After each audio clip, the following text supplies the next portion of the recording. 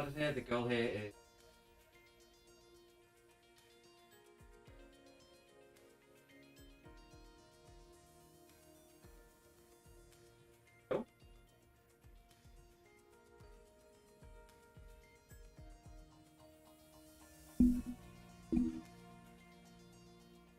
Hello everyone, I have been a dum-dum and not turned on my microphone. I apologize so much about that. Sorry. There we are, I'm back. Apologies. So, plan for this is very simple. We are going to be doing a McLaren stream, and we're probably going to be doing this playthrough for quite a while. The goal here is very simple and straightforward. We're going to be trying to get as high as we can in one season, hopefully become champions, and hopefully should be able to pull that off. Now, as I said, I managed to not set up my mic correctly here, so please let me know if everything's okay, and I hope you guys will enjoy. Please come with your own inputs and let me know what you think we should do.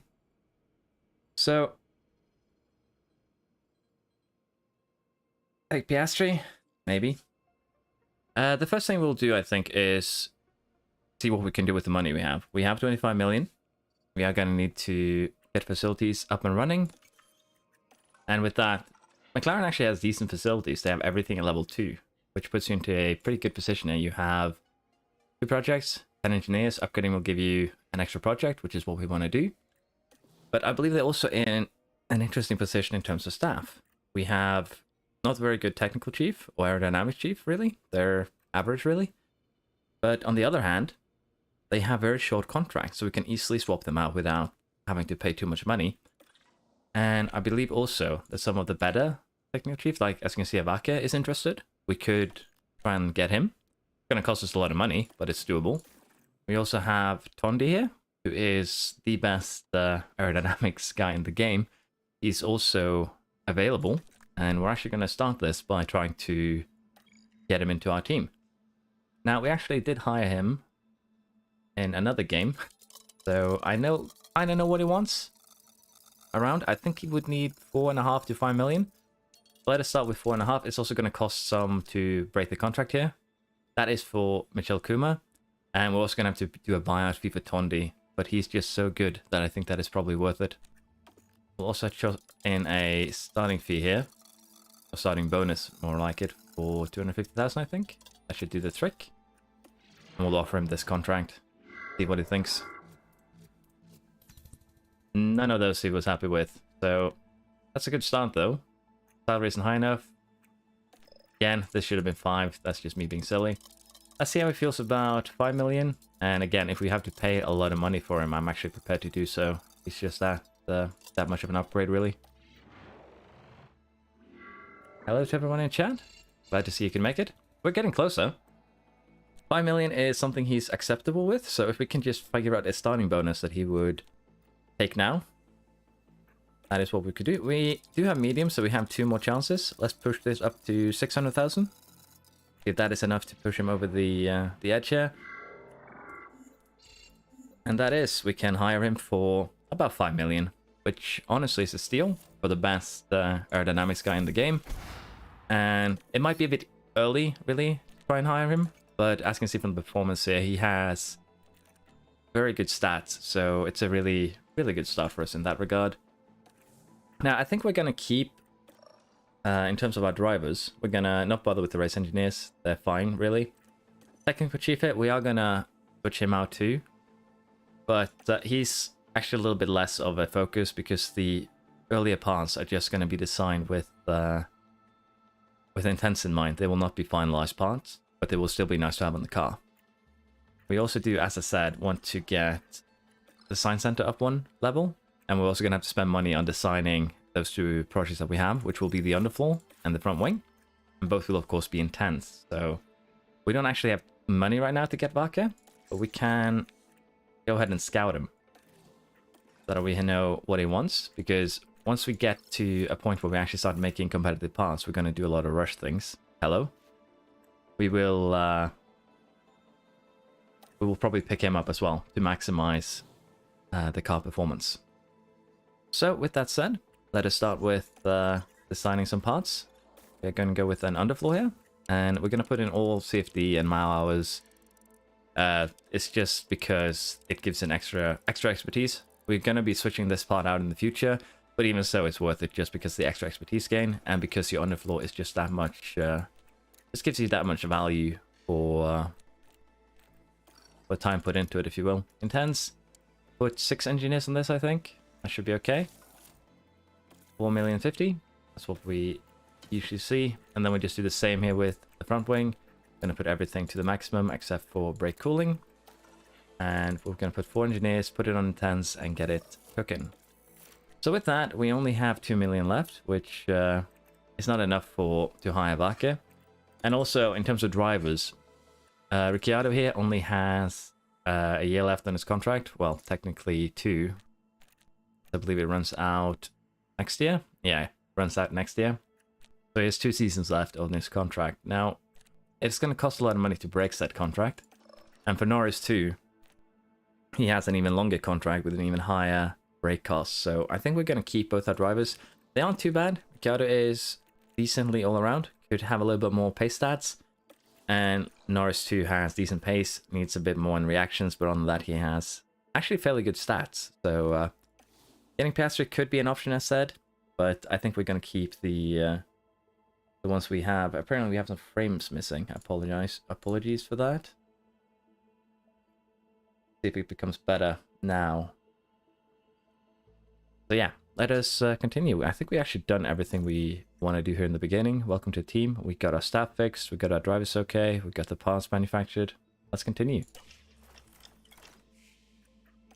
So car development key staff, we have Tony here already being put in.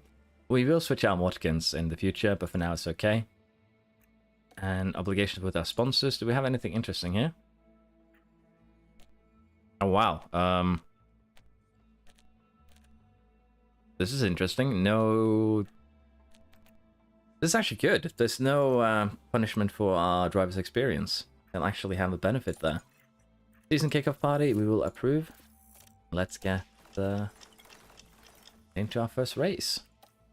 So I would like to know, do you guys want to watch me do practice, or should I just skip through it quickly? Do we want to power through this game, or do we want to take it slow?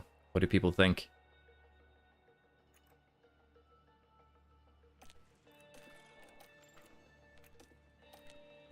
Qualifying position 12th? I don't know how the cars are, honestly, so for now we'll not take any performance targets. It's a bit too much. I see a skip there for the practice, so we'll just set it up as one would do. Skip free practice. Do practice. How about this? We simulate 2 practices, and we do free practice 3 ourselves.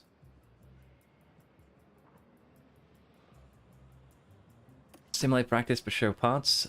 We can do 1 practice just to see how it goes, but I think we sim practice 1, practice 2.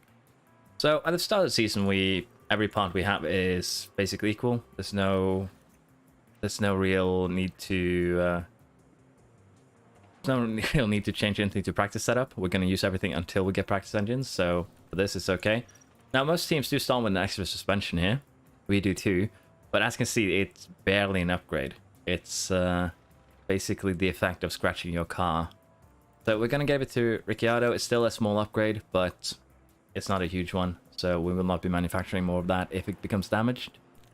So in terms of setting with the cars, now usually I have a cheat sheet for this to just make it simple, but if you don't know, there's basically 2 strategies to this if you're doing it blind. I want to do simulate through it. You either go all sliders to the edges here, like put everything on the edge, one or either way, or you put everything in the middle. This seems good for Ricciardo. We're going to do the opposite here for Norris. Now the thing is, the AI will switch these setups up as they see fit themselves. So if you keep that in mind, the AI will also temper with this. They will not necessarily run this when you simulate.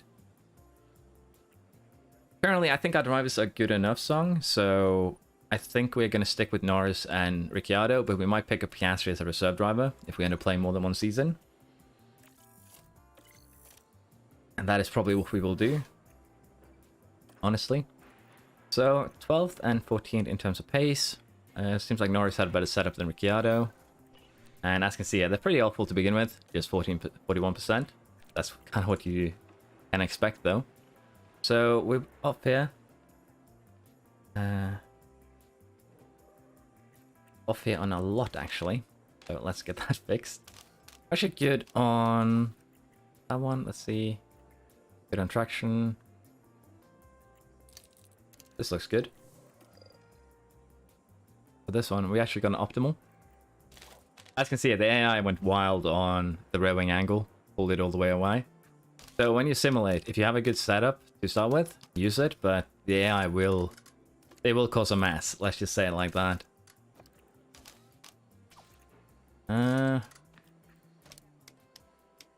This is one of those that's kind of difficult because we have one that we kind of want to keep. But at the same time, it's kind of difficult to do. So I think we're going to just have to try and maximize that in the other direction. And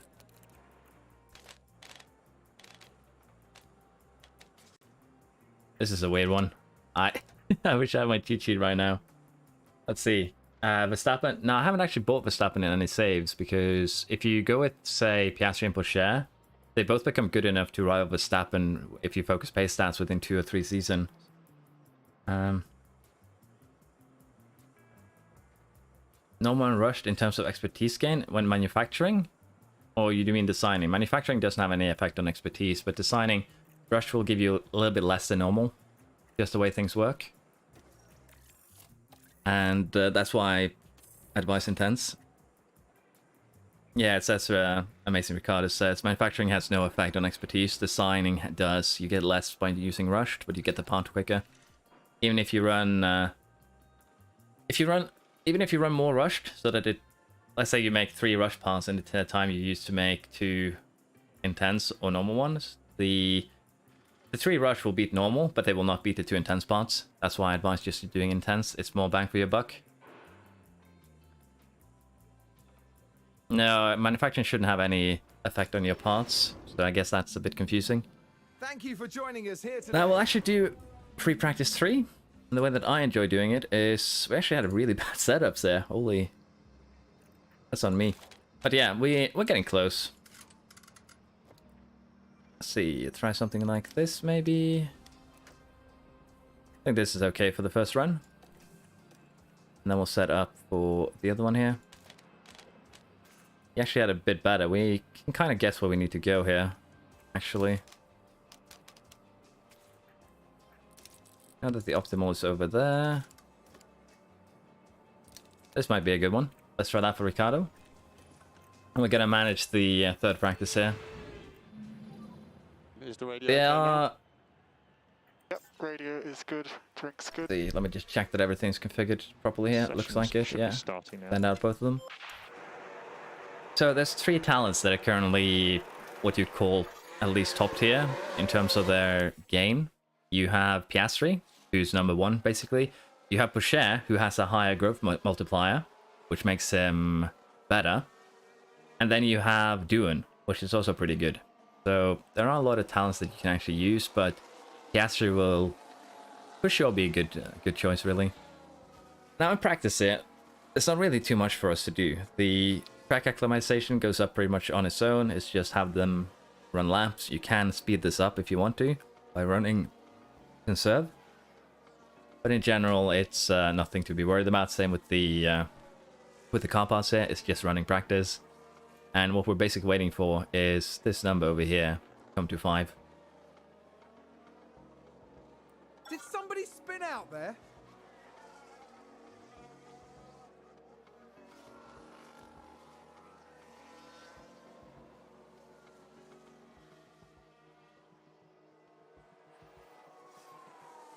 I can write them in chat right now. Just give me a sec.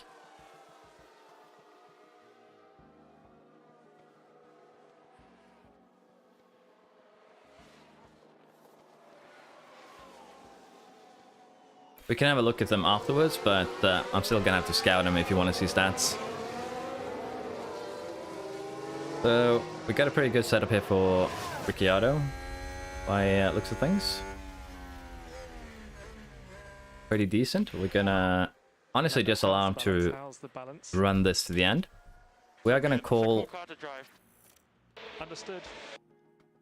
We're gonna call Norris in because he still has a little bit of work to do, judging by this. So we're currently at 96% though. I'd say that is really, really good. We do know that we can tweak this a little bit to the left, and that should be fine. Now, if we tweak this, we're gonna have to start messing with other things again, but this should be good potentially. Let's see if this gives Norris 100%. And we need, of course, to fix the tires. The tires will not last, so what we could do here is use, say, the hard, and just send him out to the end. And that's honestly what we're going to do here. We're going to set a run plan for as many laps as possible to get him to maximize his track, really. At least 57. Okay, yeah. My bad there. There we go. 35 laps, go for it. And as I said, Ricciardo here, we're just going to have him burn the softs, because that'll work out great. He's optimal, so it should already be 99%. Just a slight touch there. We can have him use his stint up, if you will. So, what are you missing? A little bit of braking stability. Now, which way do you want to get nudged? That one or the other one? So, the thing is, this one is the easiest one to fix because it's only toe out. And toe out does barely affect cornering, but it affects braking stability a bit more. So, if this doesn't work, we just do it 2 steps to the right. And with that, we basically got that done. Let's do the same as we did for Norris here. We're gonna set up a run plan for the rest of free practice, basically. And that should be good enough here. Now, quali. Do you guys want me to sim that, or should I play it? Because honestly, I think we'll have basically the same result anyways. I have to use Latifi as the #1 driver. The thing is, Latifi isn't actually... The only thing Latifi really is missing is just pace stats. That's the reason why he's so slow. He's missing pace compared to the rest of the field. Give me 2-3 seasons and he'd probably be in the top. Honestly, we could probably try and pick him up in the Williams save and he'd win the championship. Especially with the car we had in Season 2, Season 3. So, it's a possible challenge, yeah. But, go Tifi, yeah. Thing that I would say is more a challenge. Take an even worse driver, take a 30, take a 40, and try and make them do well. Because when they're that slow, they just can't do anything. Who's running wide there? So currently things are looking good. As you can see, we had 99 on Ricciardo, we had 96 on Norris. Should be 100 after this. And honestly, what we could do with Norris is just call him in. He has 100% track acclimatization. He has 57 on the car control though. So that's actually the only reason we're keeping him out. If both of these are 100 and you have a good setup, just pull the car in to save engine time really, or engine wear. How's the balance? How's the balance? Yay, how do you feel? Happy with that? I think everything's fine.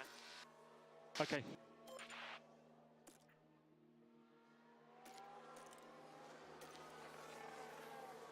Yeah, looks good. We're just going to run to the end of the practice here. I don't even know if Mazepin is even in the game, honestly.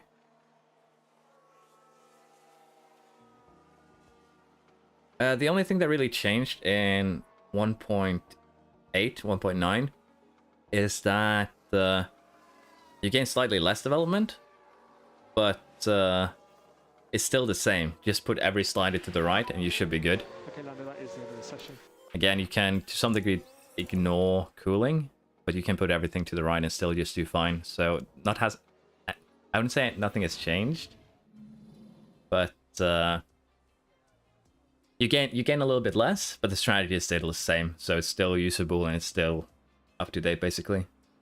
Pit crew, there's some things the pit crew should have that. Well, there's 4 stats for pit crew. We can look at it after we're done here. But generally, I wouldn't ignore the wing adjustment stat and just focus on the other tree. Aldonado, yeah, get the rocket in here. That would be fun. Hi. Yeah, pit crews, just ignore the one for wing changes. So, 100% setup on both of them. I'd say we're pretty happy with this. Generally how things can go. So, I guess we're going to get straight into Turn off race commentary. We can tune it down at least audio-wise. I guess we can turn it down. Race commentary volume. Turn it down to 30 maybe? We'd probably also turn a little bit of these others down. I enjoy a bit of race commentary, but still, I agree, it can get a bit louder sometimes. Let's try this, and if it's too low, we'll just tune it back up again. But yeah, let's get into qualifying. Hopefully we can do well here. I guess we are going to burn... Should we gamble on getting onto into Q3 on the mediums? Sorry, Q2 on the mediums? We could. Radio check. Okay. Let's do the way I enjoy to do it, which is to send both cars out early for their first run. Just try and get one in there. Now in Bahrain, you'll usually end up getting blocked a bit. But I think we should be good. Leclerc might be a bit of a nuisance here. Ah, he messed up Norris, but that's fine. Wow, Norris was actually quicker than Ricciardo, so it didn't really mess him up. We're being the nuisance now. Yeah, that's a good one. Let us reconfigure for the next run. Was that a lock-up on the track? And what we're going to do now is just wait until the end of quali. Someone's run wide. Apparently it looks okay. We aren't that much at risk. I would assume Okone will do a better lap. Possibly Tsunoda as well. So we're going to slow it down a little bit here so we don't lose the cutoff. 130, I'd send my cars out about 205, 210 maybe.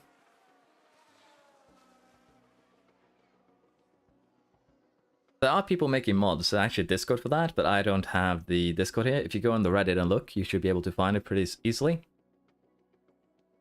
But this game doesn't have any mods for... Well, what I'm playing doesn't have any mods. Okay, so... we send them out now. We are actually at risk of running into the Haas, but I think we need to, just to be safe. Send out Ricciardo. Send out Norris. Give them a little bit of space between each other. And... I think we're just going to run it on automatic mode, but you can take control. And we might do that with Norris just to show the different strategy here. But the thing is here, I haven't actually tried to run manual qualifying after the fuel changes. I don't know if this will actually work. So let's have Norris here as a test code. And if worse comes to worse and he finishes last, so be it. Thank you for the membership, Oxilla. Thank you very much. Welcome here. I've set up a Discord, which I will be inviting people to if they want to. Actually forgot to post a link, so just give me a second, I'll find that. But thank you very much for your membership. It means a lot to me. And let us go ahead here and deploy. We're gonna basically run Norris here as a test code to Ricciardo. He actually got too slow. I think someone's run wide. He was just a tad too slow, that's on me. Ricciardo will make it though. But even so, it was saved. Did Ricciardo improve is the big question here. He did, slightly. So we can just run more automatic. That's my bad for sending out Norris too late. That's also a wasted tyre set, but they're pretty close here in terms of timing. Wow, thank you very much for the 10 gifted. Thank you very much. That's very generous, thank you. Thank you.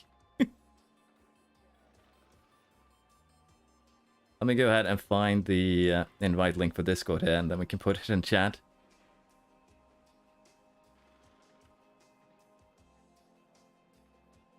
OG Zilla. Okay, yeah, you really are. OG. That would be you, yeah. Thank you very much, man. If you want to, you can join the Discord, as said. That would be appreciated. And I don't have too much experience with Discord. So if anyone wanna help me try and set that thing up, it would be great. Let's get into qualifying 2 here. Radio check. Yeah, confirm. Track should be green. We'll be running the first set here on scrub softs to save the softs. Yeah, thank you very much, OG Zilla. Very, very generous there. The goat. Goatzilla?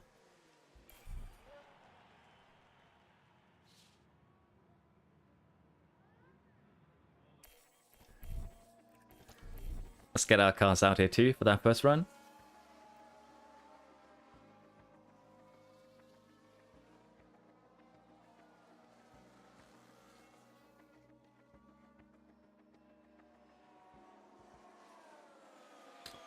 Doesn't look too great here to begin with, but then again we're running scrub softs, so we have a better time to run towards the end. Just need to make sure I actually get the cars out in time here. No, I appreciate you for everything. I'm just very happy to see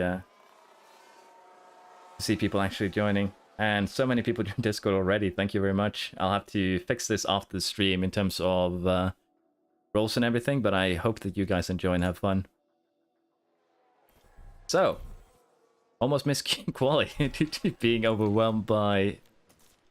Oh, did I mess up?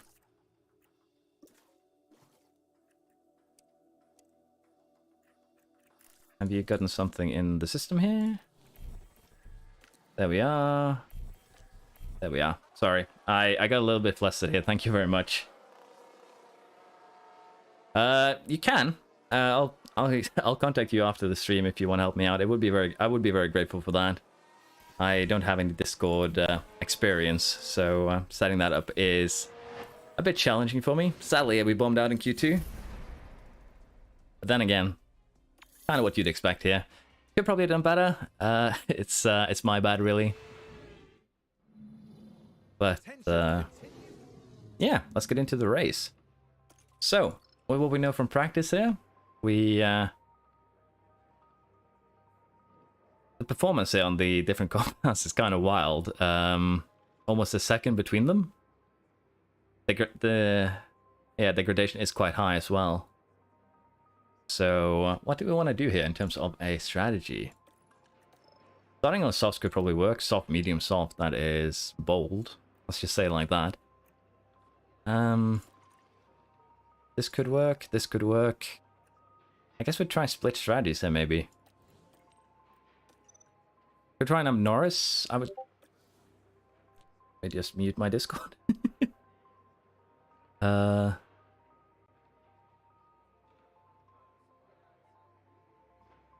we are. And I think we could try split strategies here for fun. If anyone has any input, feel free. But I feel like this is just a bit too weird in terms of compound performance. We did run the hard quite a bit though. Should probably have pushed a bit more. Yeah, I think we can make this work. This should work. We're gonna go hard here with Norris, and we're gonna go a bit safer with Ricciardo, but I think we'll give this a go. Looks good. Cloudy skies. Here we go with the Bahrain Grand Prix.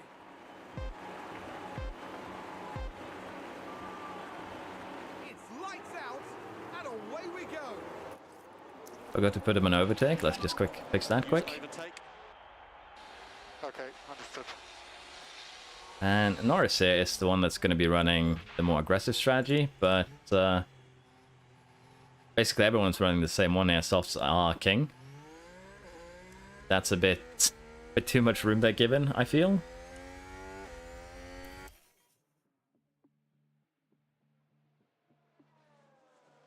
Yeah, the Aston Martin without races, second part of the season will be up after the stream. It's currently being processed by YouTube. And sometimes they just get stuck. So Aston Martin will be up after the stream if you want more. I don't know how long I'll stream, but probably for at least an hour. At least maybe 2 more hours. Maybe more. We'll see.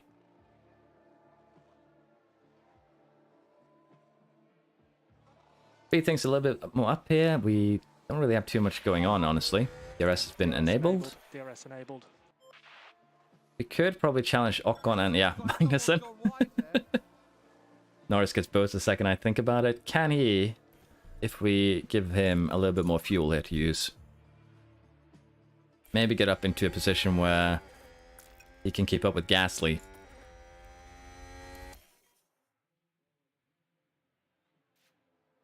Good luck at the dentist. Oh, did someone run Thank you. wide there? See you later. Yeah, I understand. I prefer the managed aspects of these games too, honestly. But the racing here is pretty chill and fun as well, so I can't really complain. Although I do feel I'm getting kind of distracted here and it's messing me up, but that's because I chose to stream, so don't worry about it. Thank you everyone who's watching. Norris did fall a bit behind here, so getting points? Oh, never mind. Speak of the devil in shall appear, show ran wide. That's a lock-up. Here's the Or locked replay. up. Let's take another look. There we have Joe. And this, yes, there, that's the lock-up. I am seeing some frame drops here, so let me know if it's bad, and I'll potentially go and turn down the quality a bit. Alpine just advanced. Yeah. So, we might actually end up with points if we're lucky, and we actually manage our strategy well, so this could get interesting. Let's go back to neutral. We'll just have the race, to some degree, race itself. If we micromanage it, it's gonna be a very long season. Have been a lock-up. I understand that some might enjoy that a bit more, but I don't find that as fun, really. It just takes so long. It is fun, don't get me wrong, but it just takes forever. From Alpine. I'm hoping for a sale soon, Aiko, so you can get the game done. It is fun. I'm looking forward to what they do in the future.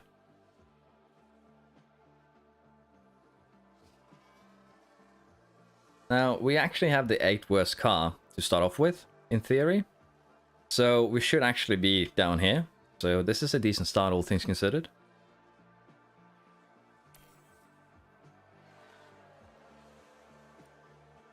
We just had a car run Now, away. Ricciardo's strategy allows him to push on the hards and push on the mediums towards the end of the stint. Norris' strategy does not allow that. The thing is, the cars in front of us, a lot of them here are going to have to pit soon. Gasly included.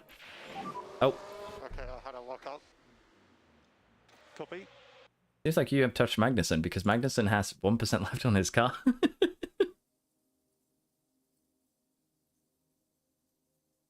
Ricciardo. That's a paddling. Let's get you onto the hards. We might have to just stretch them. Let's get that set up. Did you take any other damage, or did you just wreck your wing? Just the wing. I didn't...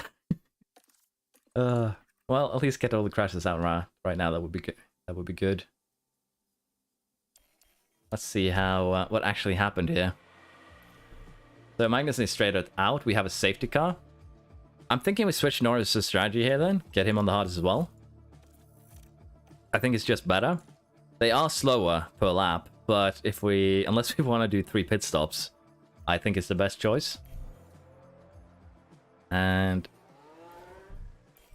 It's a collision. let's see what happened. Look at the replay. Now look at this. Daniel Ricciardo involved there. Okay, And that's a big smash. They'll have- that should probably be a penalty. Yep. So now that it's opted for not pitting, okay. What is this shenanigans? Leclerc, you're not in the pit. I hope this is a visual bug. What's going on?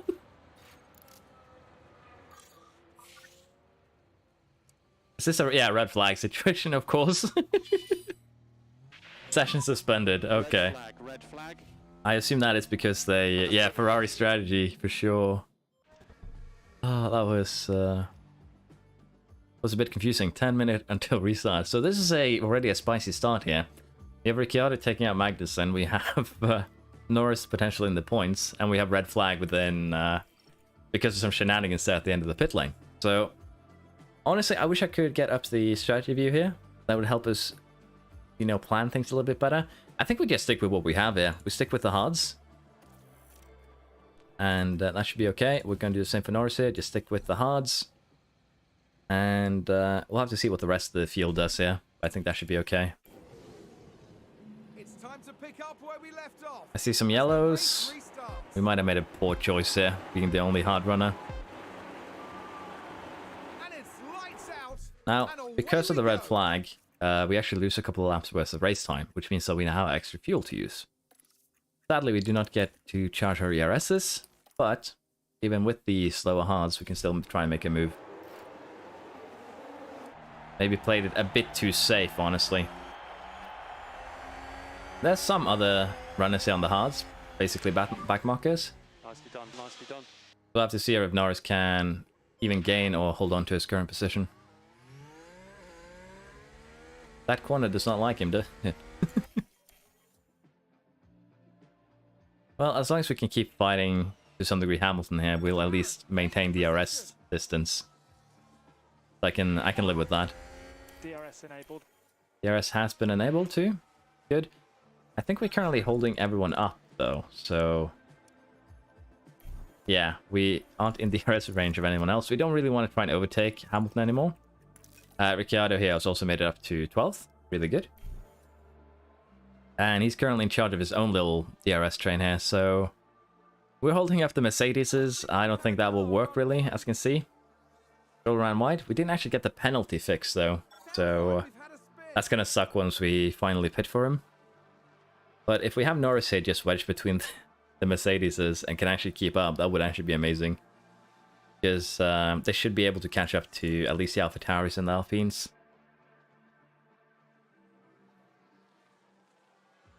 I think you could make Schumacher into a decent driver.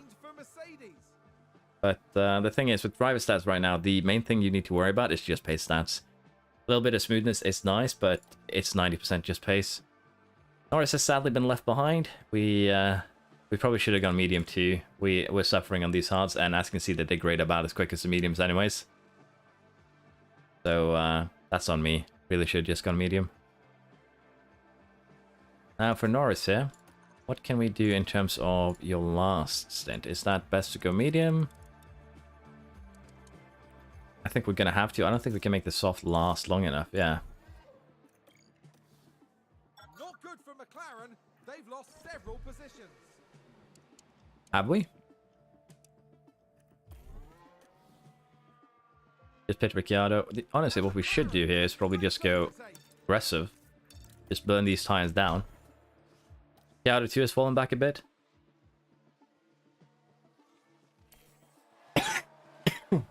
Excuse me.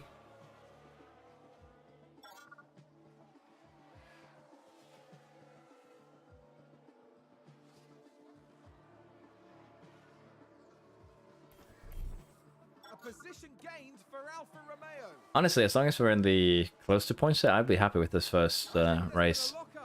I didn't think we'd be even close to competitive before we got the underfloor. Schumacher is actually challenging us right now, so we'll have to see what we can do in the final stint. Again, we're just running aggressive here, because we'll be going on to the mediums fairly soon, and then we'll be running the mediums to the end. So we're just trying to make it there at this point.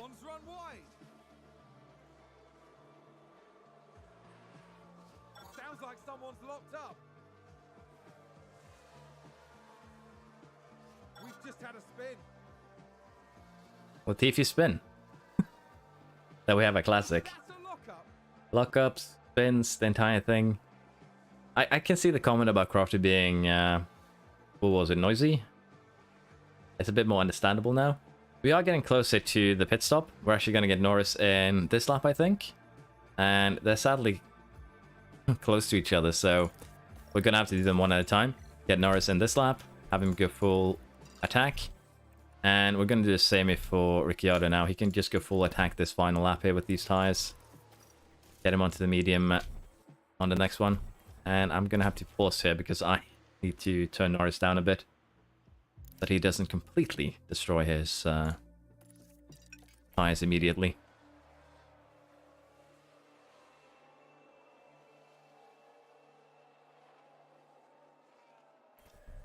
I need to do the same with Ricciardo, although he has been burning a bit longer.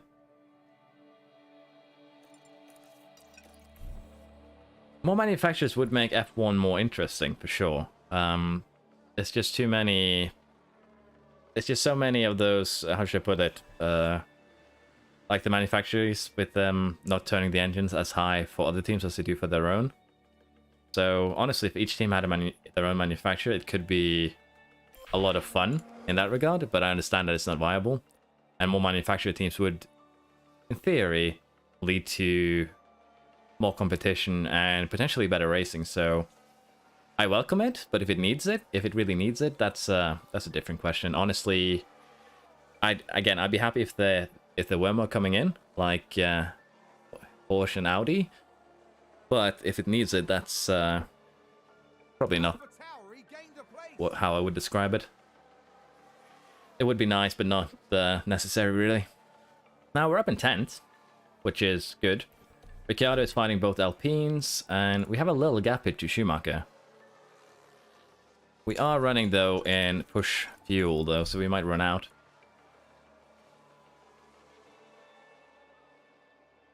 Mick really has that low of a growth potential?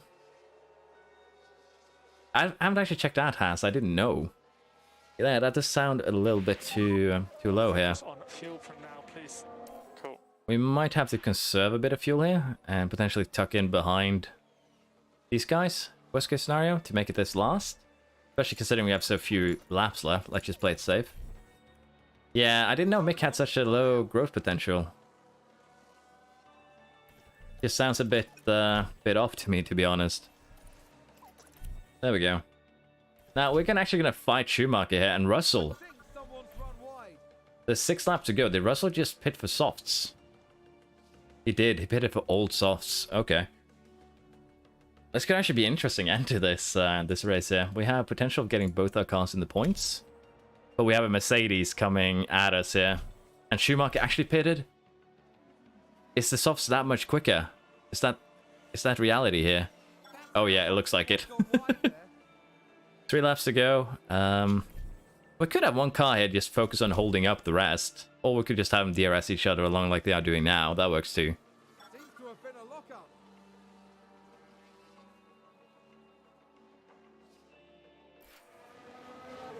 I'd say this is so far a pretty good race. Pretty good start altogether. Not the best qualifying I've ever done, but we kind of made up for it here during the race. Provided they don't crash into each other right now. That was a bit concerning there for a second. But yeah, I'm happy with this. 10th and 11th. A good start to the season.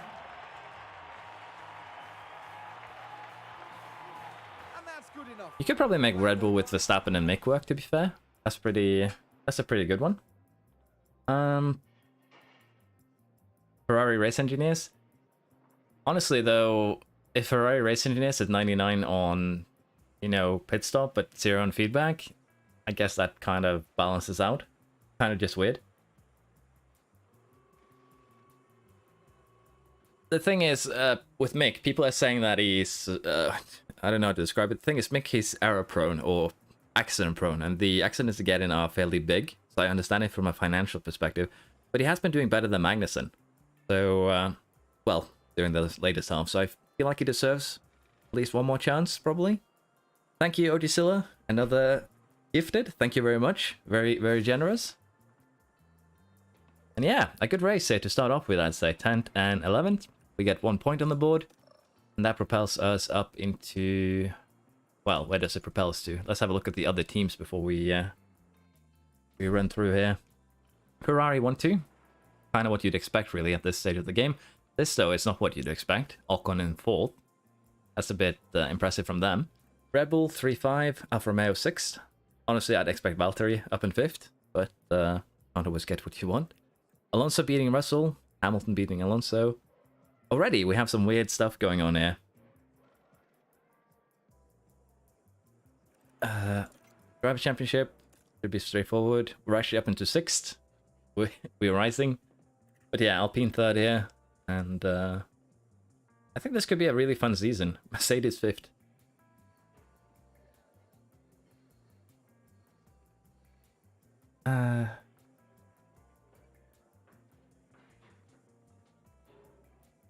Yeah. It would be fun to watch people who are running bad cars try better ones, just to see how good they really are. Because that's also part of the challenge. The better the car, the more challenge it is to actually drive it too, I feel. Magnussen also has a tendency to just get stuck into shit he doesn't need to in the first couple of laps. Just a bad habit of his, if you will. Development-wise, could probably have done more here for Ricciardo, but it is what it is. Lando Norris has okay growth potential. So we should be able to get some pace points in there during the next couple of races. We'll have to see what we do with Ricciardo. We're going to keep him at least for this season, I think, and then maybe get Piastri. What we could do is, of course, get Piastri as a reserve driver for this season, and then see it from there. But I don't know who is our current reserve driver. Let's have a quick look here. I think also the delay on the stream is a bit too high, so I'm sorry if I'm very, very slow at responding. I'll tune it down for next time. We have Van Dorn here, and he actually runs out in 9 months' time. It would just be 277. We could honestly just pick up Piastri as a bargain here. I believe he's 75 to start out with. There he is. He's actually not interested. So close to season start end. Okay, did he get a new contract? I don't know. We'll have to have a look at it later in the season. But yeah, Bahrain, we exceeded expectations. Really good.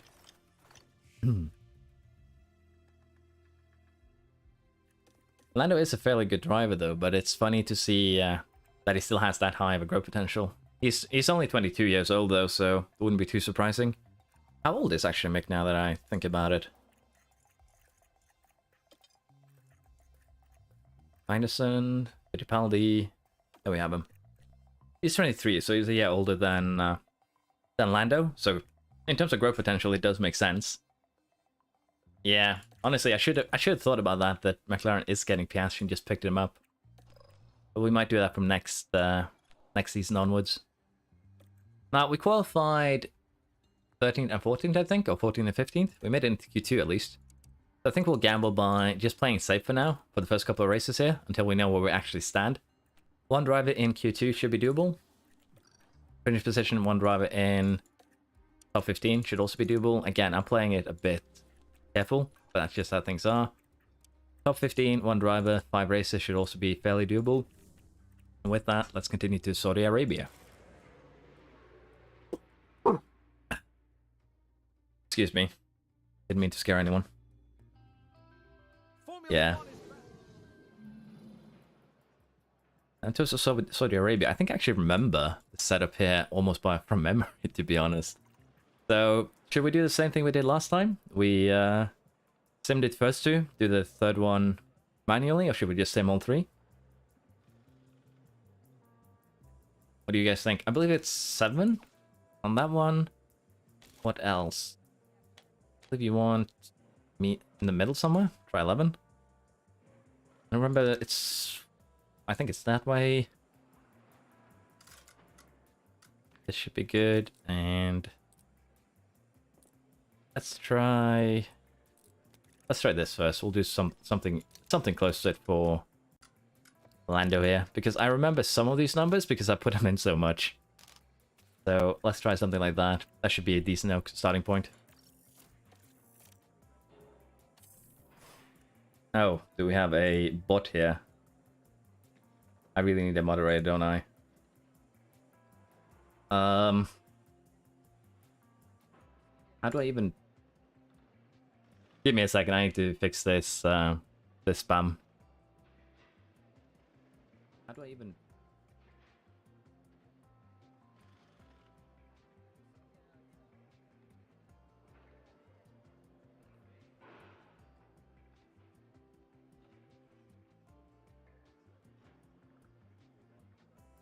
There we are. I couldn't actually remove the messages from OBS. Yeah, I did. I just had to go open up Chrome and actually do it from there. I was not allowed to do it from OBS. But I think the bot is gone now. I'm actually a bit unsure in terms of underrated and overrated drivers. That's actually a rough one. I haven't actually thought too much about that.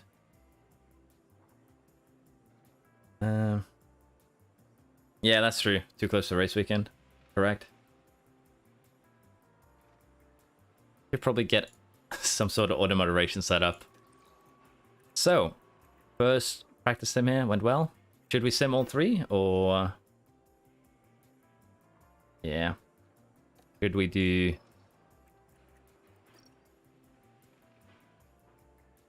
In terms of in-game, yeah, for sure.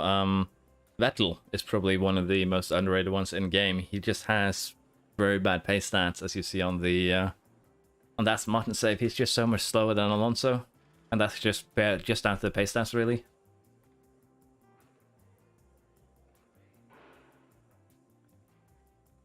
Let's see, bad on the braking stability. Okay. Someone actually posted what you were supposed to use there. 7.5, 11. Okay, I was really off on the toe out, but I was close on the rest, I feel.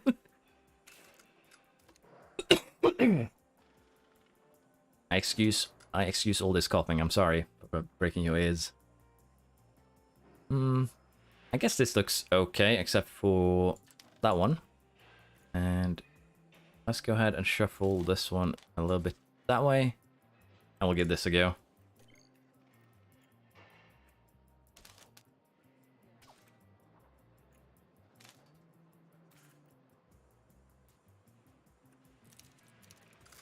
See how this works out for this one. Should probably switch this one up a bit more, but I think it should be okay.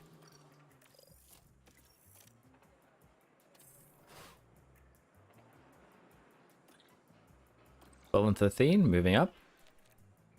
Ricciardo has decent confidence. Norris is missing a bit. We'll be kicking off. I've been using the practice cheat sheet for my other save just to make it a bit easier, so that I don't have to spend so much extra time doing them. They are around the same, but there's slight variations each season. So Ocon is to some degree consistent, but for the money and contract he got, I'd say he's overrated just due to that.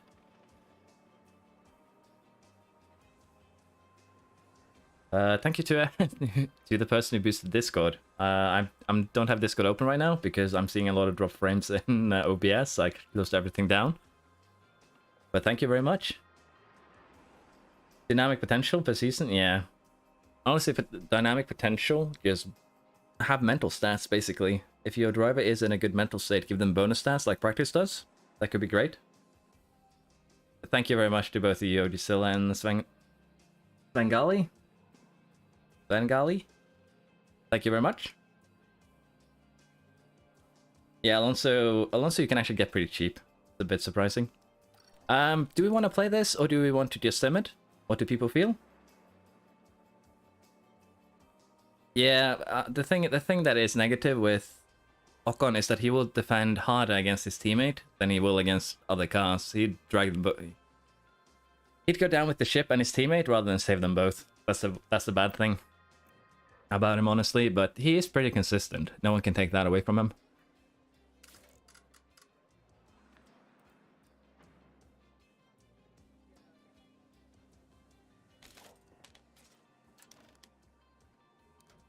Let's see.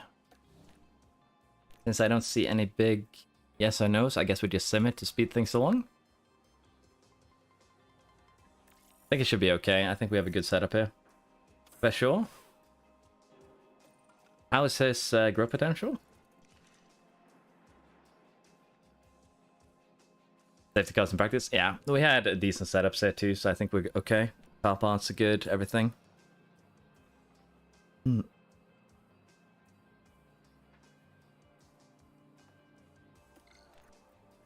See here. Qualifying, I guess we'll do it normally. Qualifying is kind of chill though, it's just press a button at the correct time.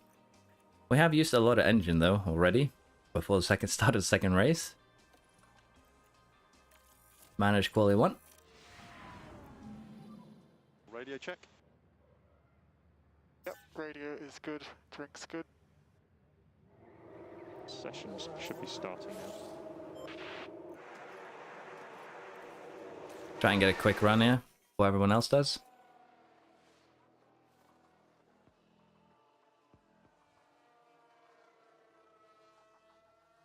Ocon's problem isn't really his defense, it's just that he's decent at defending, but he just goes way too aggressive when it's against Alonso in particular.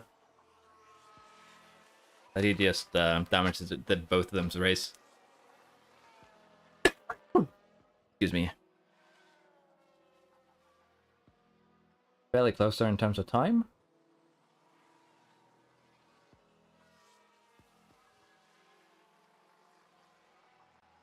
The good old days with... With whom, may I ask? That was actually kind of good to watch, yeah.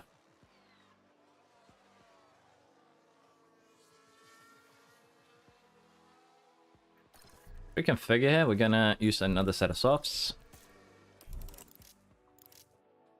And this is about the same as last time, so we'll send them out around the 2-minute mark.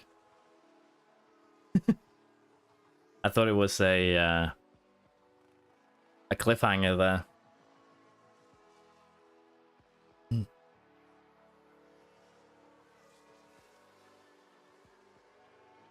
New gens currently are broken for the same simple reason that you aren't allowed to use them. Most of them regen at 18, but you can't actually pick them out until they're 20, 21. I haven't found a single regen that is under 20 that I could actually sign due to them needing to have experience in F2, F3. So currently I have no real experience on their growth potential or how they work because I haven't been able to really use them.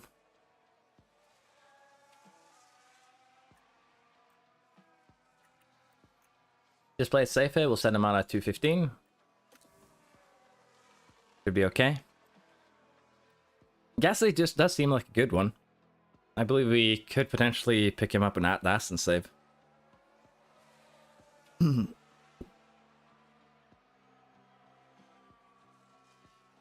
Just barely made it here for both of them. Let's see if they can improve or if they get overtaken by the other cars here.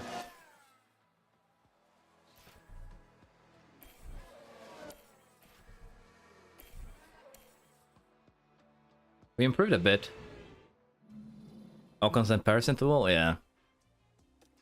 Again, he's just a bit too aggressive towards his teammates than everyone else, it feels like. It's just, he just doesn't want to be the number 2 in a team. It's the impression I get of him, which is a fair one, but at least do it fairly. We're gonna start on scrub softs here. The first run. Yeah, that's the thing. They generate the regens, as far as I've seen. I've never seen a regen that is under 18. Maybe at 17-year-old, but I can't really remember. But then this is on the Williams save, so maybe another. It's changed since I started that one. But just due to how, like the regens are already 18, they have no experience in F2, F3. You lose so much growth potential, so much wasted potential, really, by just not being able to really use them until they grow up, so to speak.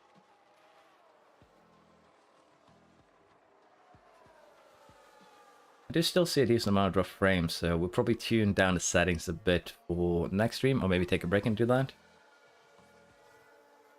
Yeah. 13th and 14th is kind of what we expect, honestly. But we'll see if we maybe can sneak into Q3 by luck. I doubt it, but anything is possible.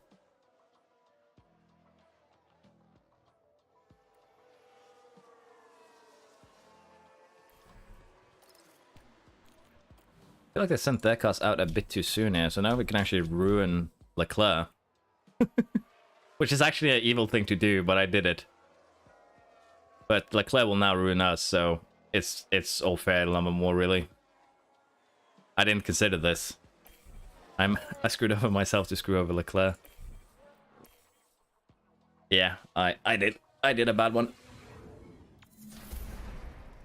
Yeah, I have an Nvidia card. But I think I forgot to probably downscale. I'm still running 1080. So I could probably downscale it to 720 and then upscale, if you will. I know that doesn't make any sense, but stream it at 720 and then upscale, maybe? I believe I am, yeah. I'm using the Nvidia card and NVEC. I could probably use my CPU because I believe my CPU is actually way stronger than my graphic card, sadly. Welcome to...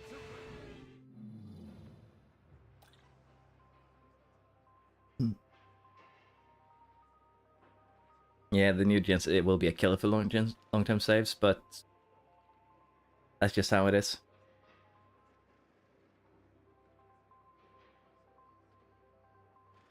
The McLaren stuff doing Monza? I might have to have a look at that after stream. Let's have a quick look here on what we expect the compound to perform like. 3.5 tenths quicker.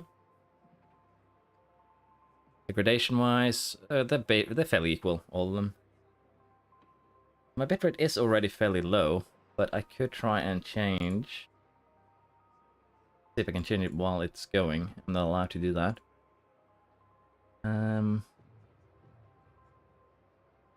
Could try and put the bitrate down bias to 4000, see if that helps. It might be a bit too low, so I'll be right back. I'm just gonna try something with the settings here, and I'll be back in a second.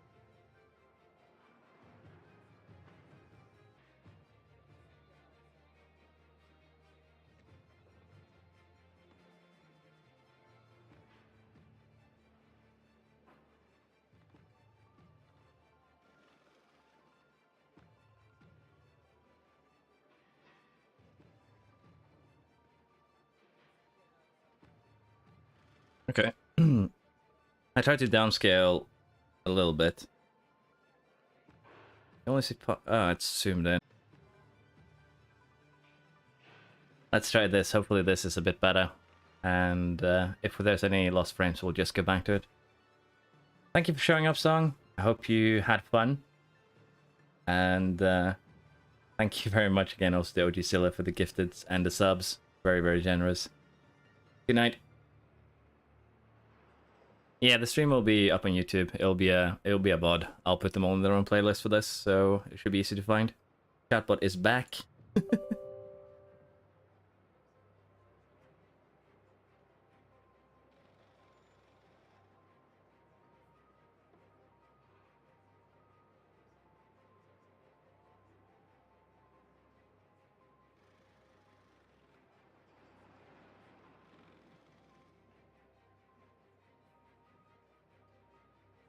Have a good night. Yeah, the bot came back to say good night. There we go, the bot's gone, hopefully. At least I hope so. We'll see if this is better. If you feel the quality has gone down a lot, we'll just jump back to the other stats. I'm sorry for stopping to just fix that. It's just one of the things that irks me, personally, so I'd like to get everything as good as can be, honestly. Now, we were on compound performance, so we're going to go back to it. Again, 4.5 tenths quicker, basically. To start with, we have 3 tenths quicker here. Degradation wise, I think honestly they're all fairly equal in terms of total performance. We'd probably start on the softs here because both our drivers have a spare set of softs. We could do this one, should actually be fairly good, although hard to directly to a medium. That seems a bit wild. It's supposedly 1.5 minutes quicker. But then again, I know that the hard estimations are kind of, you know, not to be trusted right now. So I don't think I'll put my trust in this one. If we check the if we go here and have a look at the hards, it's supposedly 110 seconds quicker in terms of lap time. So you do the lap in 40 in well, you'd have a 0-second lap time. So I don't think we'll trust that hard one, honestly. The hard is 7/10 slower to begin with. It can probably gain towards the end, but again, 10-20 laps in, you're gonna get in trouble. We could try and just split the strategy here. We have Ricciardo ahead of Norris, so I'm thinking that we could gamble this on Norris, honestly. Do something like this too, so it has a little bit more. But I don't know if it's actually a viable one. Yeah. I'm thinking we try this, and if it doesn't work, it doesn't work. We're still in a car that only fights for 1 point, so it could be fun to just split the strategies to see how things go, really. Let's give it a go. A partly clear night. It's almost time for the Saudi Arabian Grand Prix. And it's lights out, and away we go. I gave Norris a chance here on the one stop. He is on the hards, and there's actually a lot of people doing the the one stop here on the hards, and that is a squeeze and a half for Tsunoda and now Ricciardo. Running 3 wide is gonna most likely cause accidents, but both the drivers got up a position. We can be happy with that. And honestly, there's only 2 other soft runners, so this could be interesting. We'll have to see if Norris can make that one stop actually work. Yeah, that is true. There's usually safety cars around here. And it's also kind of rough to overtake. Well, Ricciardo got show. Just as I say that, just to prove me wrong. We're going to tune it back to neutral on the ERS now. And we're going to allow the ERS to do most of the work. And speed things up a bit as well. I don't see any dropped frames, so let me know. How's the quality? Is it good? Because if so, it's just me being silly and not really doing any... There we go, the safety car is there already. Latifi and Stroll has had an altercation. I don't think we're going to do anything with the safety car. We're just going to save tires, really. We just run conserva. We're so close anyway, so we can just do it already. And of course, harvest. See what actually happened here. Let's have a look. Now we see the Williams here. Ooh. That's bowling. Someone learned from Bottas. Yeah, I can see Latifi out there. That makes sense. That was not a that was not what I'd classify as a soft hit.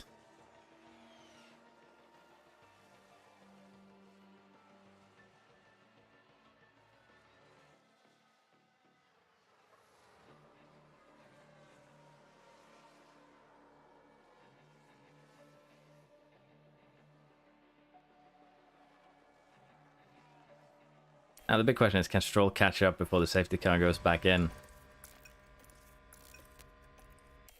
This does make the Norris one stop more viable though. He saves a lot of tire life. I expect the safety car will come in at the end of the next lap. Understood. Let's just get ready to do some work. Use the pace now. Okay, understood. This is something that I missed on the Williams save. Now we actually have proper driver... Oh, we actually used everything that quickly. Now we actually have proper driver radio. Ricciardo 11th, Norris 13th. I'd say this is a decent start for us.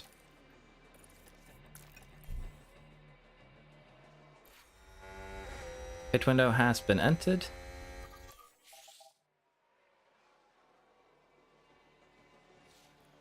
We can actually just go ahead now and go aggressive. We're going to push these down a bit.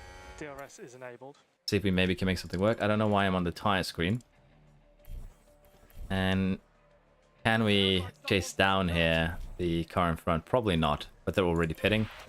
So let's have him go attack here. We're going to allow him to use extra fuel. And we're going to be pitting him on the next lap here.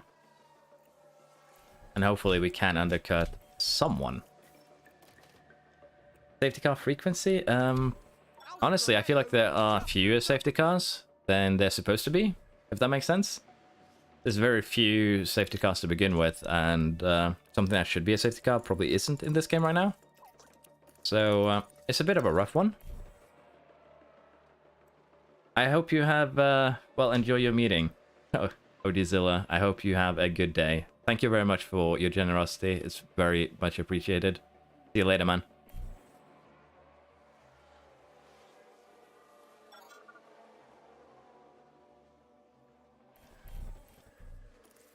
We're pushing a bit here with Ricciardo because I'm hoping to undercut the cars in front. And so far, it might actually seem like it will work. I'll have to see once the rest of the field starts pitting. You got kicked? What did you do? I don't think I have any audio moderation set up, so what happened? You okay? Is that a new race position for Haas? What I think they might actually have done is, in 1.8 and 1.9, that might have been a bit more of a shadow fix, is that they might have made cooling actually matter. Because now I struggle to make engines last the full season.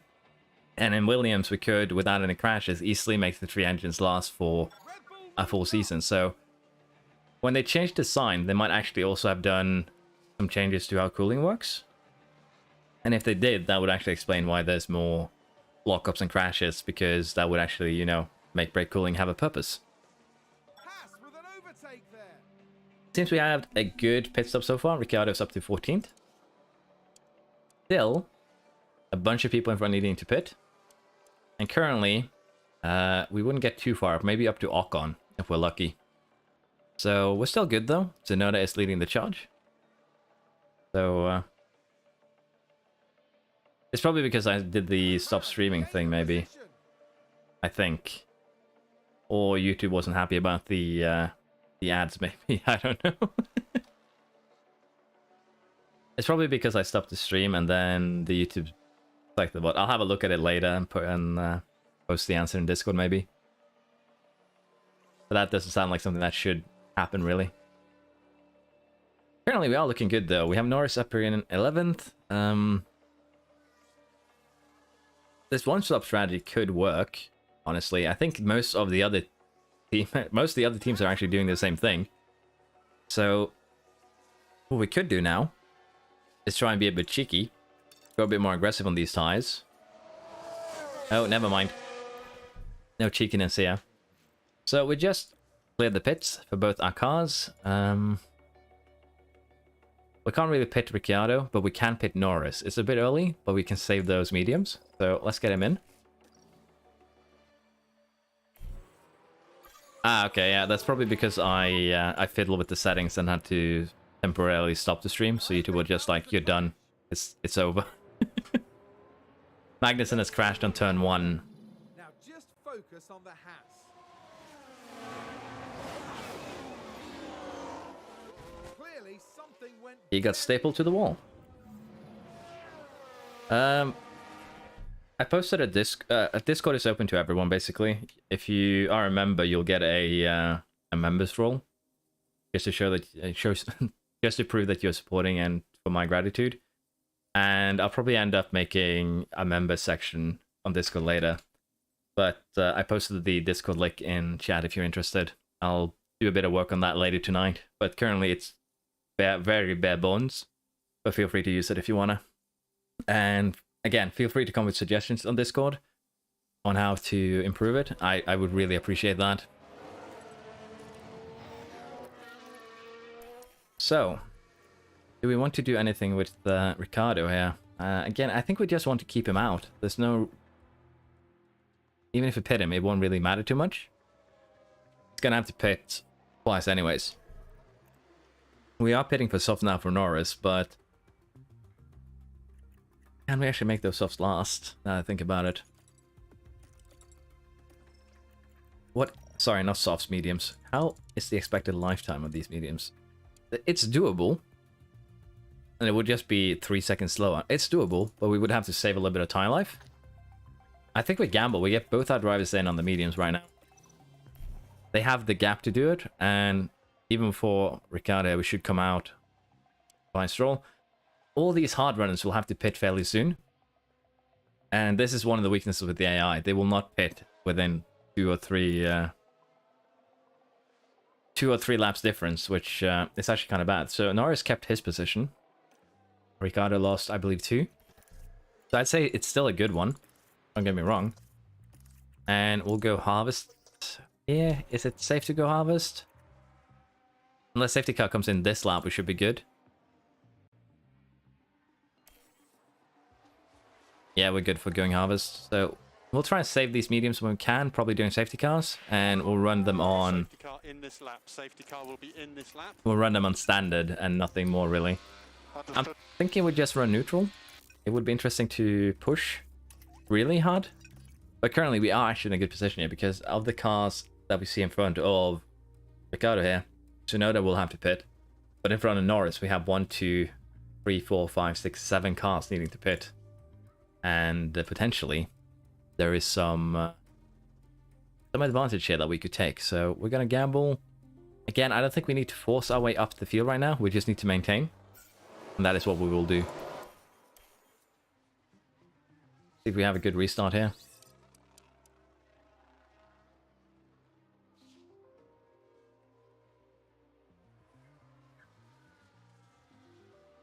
And McLaren with a great overtake. Yeah, they're already making moves here. All these fresh softs, some mediums. I don't know why I'm calling them softs. McLaren gain a position. There we have. We have DRS. And 18 laps to go. Should be able to make these mediums last. Just barely, as you can see. So, I have a good feeling. There we go. First set of pit stops. Norris is now up into 7th position. And he's Hamilton pitting, Verstappen pitting, Joe pitting. Sorry, Verstappen did not pit. Now, everyone is pitted in front of Norris and Ricciardo will, but we also have Ocon behind who needs to pit. So, we might have a pretty good chance here, thanks to the safety car. The main concern here now is that I'm silly and run out of fuel, so let's just run it balanced for now. We do have Hamilton and Russell coming up from behind. They aren't that far back. I would assume that they're gaining at least 2 seconds a lap, maybe more. At 10th there, and they aren't gaining as much as I thought, so potentially here, this could work. We don't really have, again, the tire life to push towards the end. But running defense should work. Right now, they are DRSing off each other, which is helping their times. So, this could be a very interesting last 8 laps here.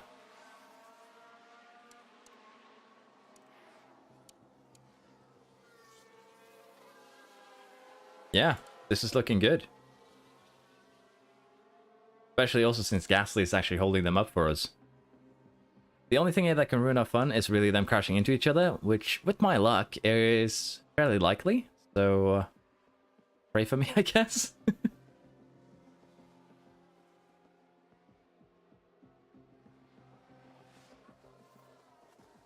2 laps to go. 2 seconds down to Hamilton. This could get really tight here towards the last couple of laps.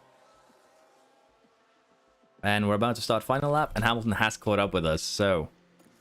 Push, attack, push. We're gonna deploy or defend with Ricciardo, and we're gonna deploy with Norris. We're just gonna gamble here on being able to at least take 4th. We're kind of sacrificing Ricciardo with that in mind, though. Which probably isn't what we want to do, but I'm just doing it to secure 4th.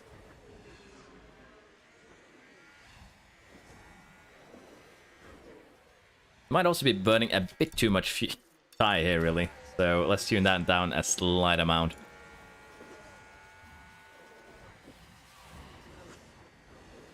Two turns left to go. See if we can maintain. Oh, yeah. So Hamilton got one of us. But I'd say still, this is a very good result for McLaren. It really sets us up for that potentially of, you know, being the upset towards the end of the season. Yeah, it's a really big result, I agree. I'm just gonna call you RPG so I don't get in trouble. I'm sorry. I feel like it could be taken severely out of context. That is kind of a funny name. Yeah. I'd say this is a really big result for us. We scored 20 points here when we're expected to maybe fight for 1 or 2. 4th and 6th place. So, was it the right move with Ricciardo at the end? Maybe not, but it paid off for Norris. So, I say I'm happy with this, honestly. You don't expect us to do this with no upgrades. In terms of driver championship, this moves Norris up to 5th, Ricciardo up to 9th. And Ferrari is kind of settling in here with 1 and 3rd. We might have ruined Red Bull a bit here because Perez is down in 9th. Alonso doing good, which is what we like to see. And Bottas sadly down in 10th. But yeah, massive result for us. And with this, we are now up into 4th position. That's huge. No, I didn't expect you to be racist. It's just that with the current climate, so to speak, with everything being politically correct, I don't want to get in trouble. Now, honestly, we did get in trouble with this result because we're going to have to pay 2 million extra for the finished positions. which hurts a bit. But we made money, 2.7 million. I can live with that. We got points. But this might mess up the future strategy, if you will. We also got a development point. Go straight into reactions for Norris.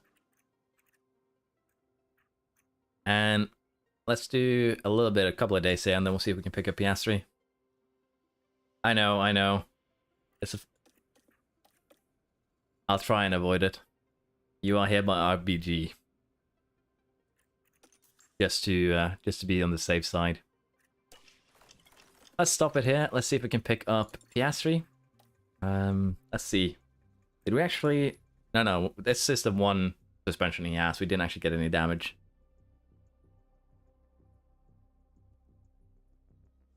Yeah, I know. The costs are massive, but the thing is, if you want to... Do you actually... Or is that a bug? Because I don't remember. If you negotiate a new contract, do you actually need to break their contracts? I don't remember how that actually works. Because for Lando here, trying to negotiate a new contract with breaking this one would be quite expensive. And probably the same here for... You can see Ricciardo.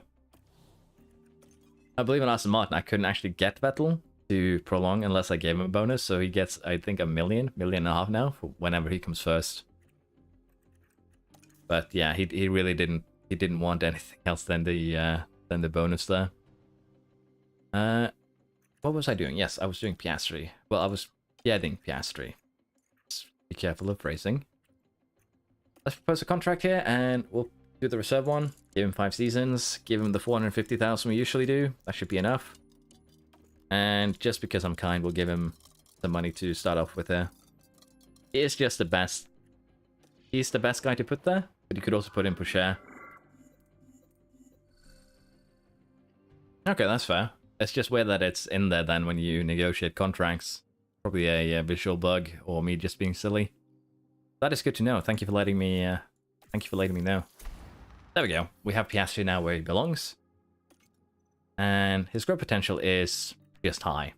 Because telling me without going to race would be rude. Yeah, I would assume so, but it's just weird that when you negotiate, let's say if we want to do with Ricciardo here. Oh, it doesn't actually. Wow, that's just me being dumb then. Thank you for letting me know my own stupidity. It helps me out. Yeah. So we could actually renegotiate then. But I think we're fine for now, honestly.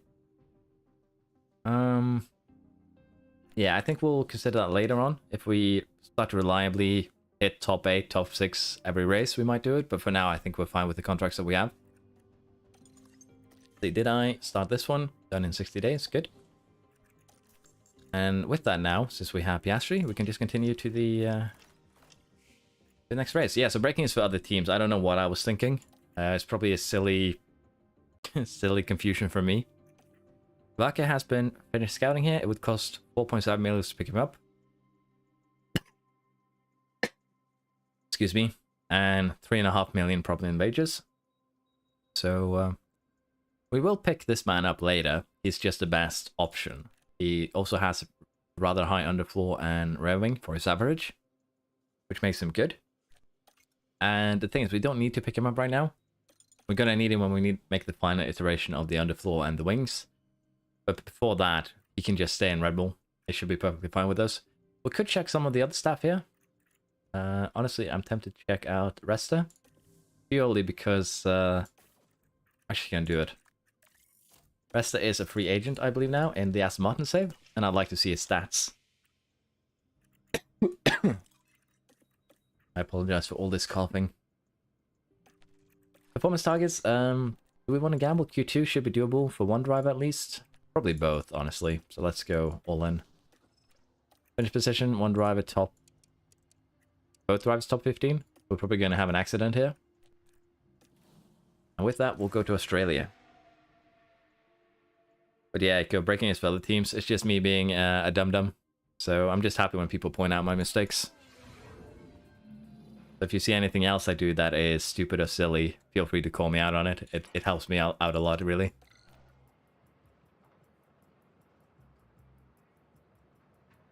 Let us see here for Australia. Isn't it far right, honestly? 8, that looks good. Is this the one that looks like an arrow? Yeah, I think so. So it should be something like this.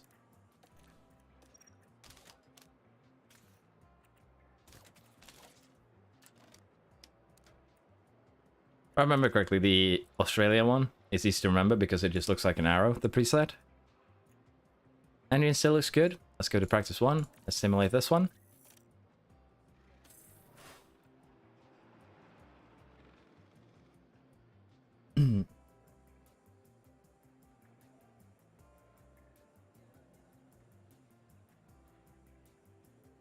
Nah, I don't expect anyone to be perfect. I just hope that they can accept mistakes with grace. That's honestly all I ask for.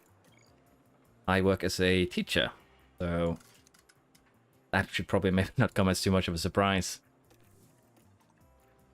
But yeah, as long as everyone can just save setup, save setup feature. That is probably going to be a mod. If you want to get rich, get on that. Go ahead and create that mod, man. Save setup feature mod. Make that work. I think we'll try this, maybe. Just a slight change. They're both pretty high already, 92 and 96. So I'll let the AI figure out the last couple of percentages.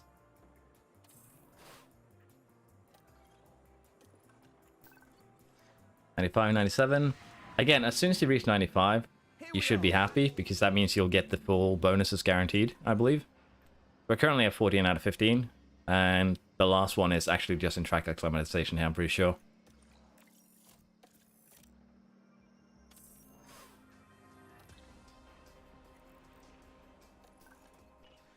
$98, $96, can live with that. Both of them gaining, I believe, maximum bonus there. Went a little bit too quick. Let's go ahead and start qualifying in Australia. Is the radio okay now? Welcome back. Radio's good, Drick's good. You ready for your dentist appointment? Starting. Need to ask him if you can watch while in the chair. That would be next level.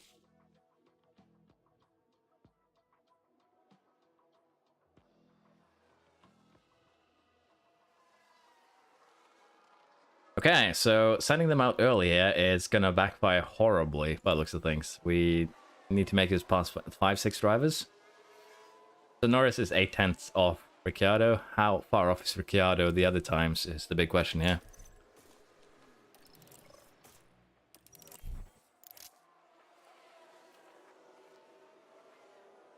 Not that far off, honestly.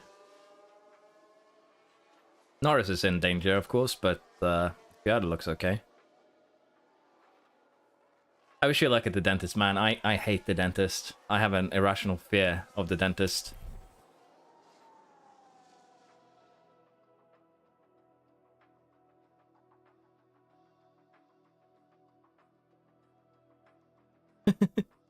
I hope I'll help you then. Hope you enjoy. Get your thoughts of hopefully you won't need any work done.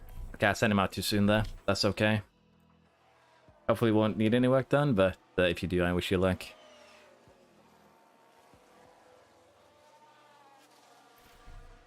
Need to refuel? I know. That's the point of a qualifying run.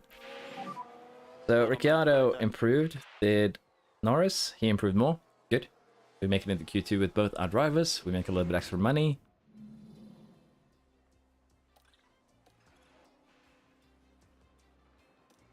Confidence is good. Can I should tweak this before qualifying if I wanted to. I don't know why I went into that.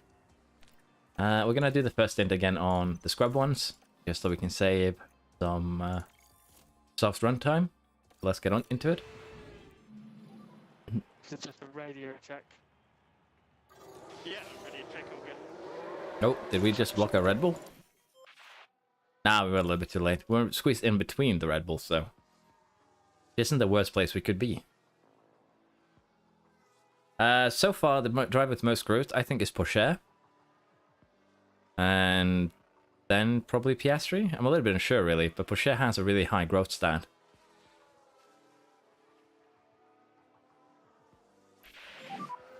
Oh, Norris has spun out and ruined. Has he ruined a Ferrari, or is that just so far away that I don't see a front wing? That looks like the Ferrari front wing over there. You also lost a front wing and completely wrecked these softs even more than they were. Okay, so we assassinated Leclerc, I guess. Did we though? Or is that our front wing? Well, we lost half of ours, as you can see. Let's just call Norris in as soon as possible. Although it should be fairly straightforward.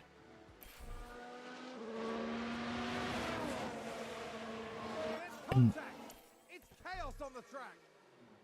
But yeah, someone probably already made that. Should have a look at that really. So we have received a penalty for this, so Norris will probably start a bit further down, which could result in us using him for a tow. Time penalty, 0 seconds. Okay.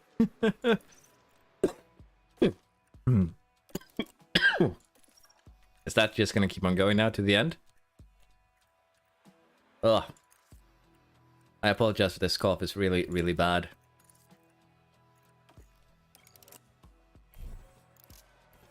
Are you talking about, are you doing, like, are you going to dentist school for a checkup or something? Spreadsheet on Steam with everyone's stats? Yeah. I haven't actually seen that. I should have a look at that once I get an opportunity. I assume Norris... Sorry, not Norris. Yeah, Norris here will get a penalty to his position. That's the only thing that really would make sense with that crash.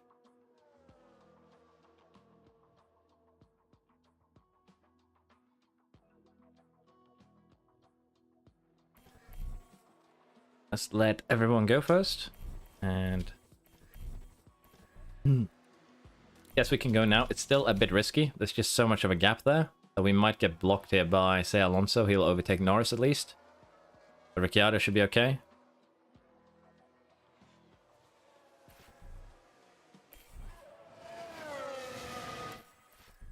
Maybe. I think Norris got like 4 0-second penalties there. Ricciardo might have actually made it into Q... He actually did. Made it into Q3.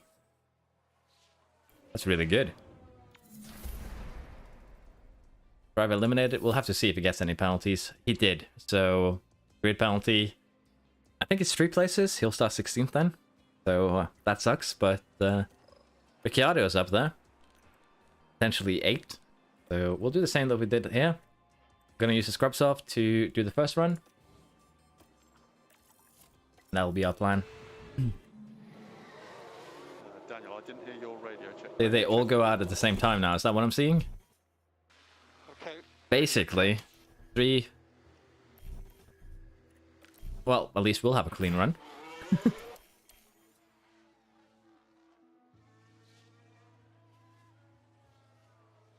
Okay, so it's like the first couple of years of being a dentist when they are basically overseen by a senior dentist, I would assume.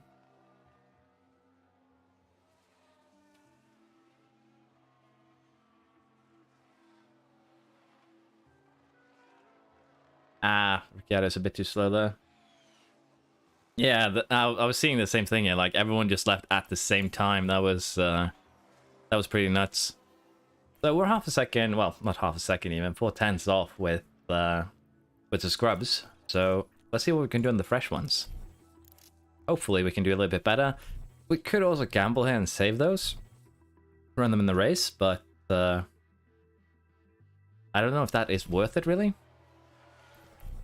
And I guess the AI has gotten a little bit better at qualifying because now they send them out really, to some degree, early. And I can't wait until the end here because that would just result in us having to overtake other cars that just finished their qualifying. Oh, we're close. The session has now 500s. I still say it's a good job getting into Q3 though for Ricciardo.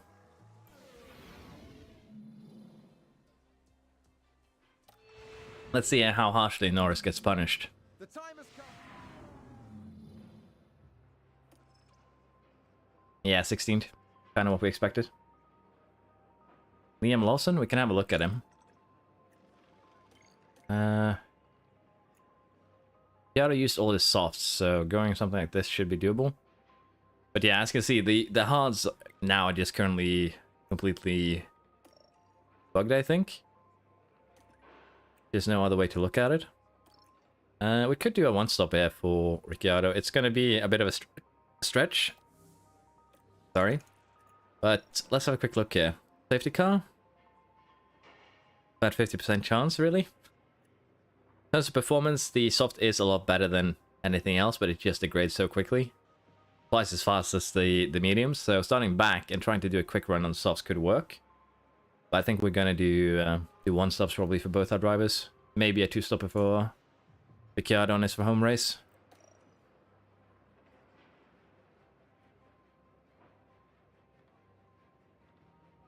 Oh, a practice, I see.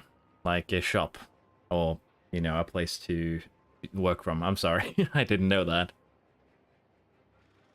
Thank you for letting me know. That's actually a good strategy, though. Just send your cars out behind the Ferrari Red Bull. That way, nothing will be in your way. It's a decent strategy. Now, do we want to try the one-stop here for Ricciardo? It starts pretty far up.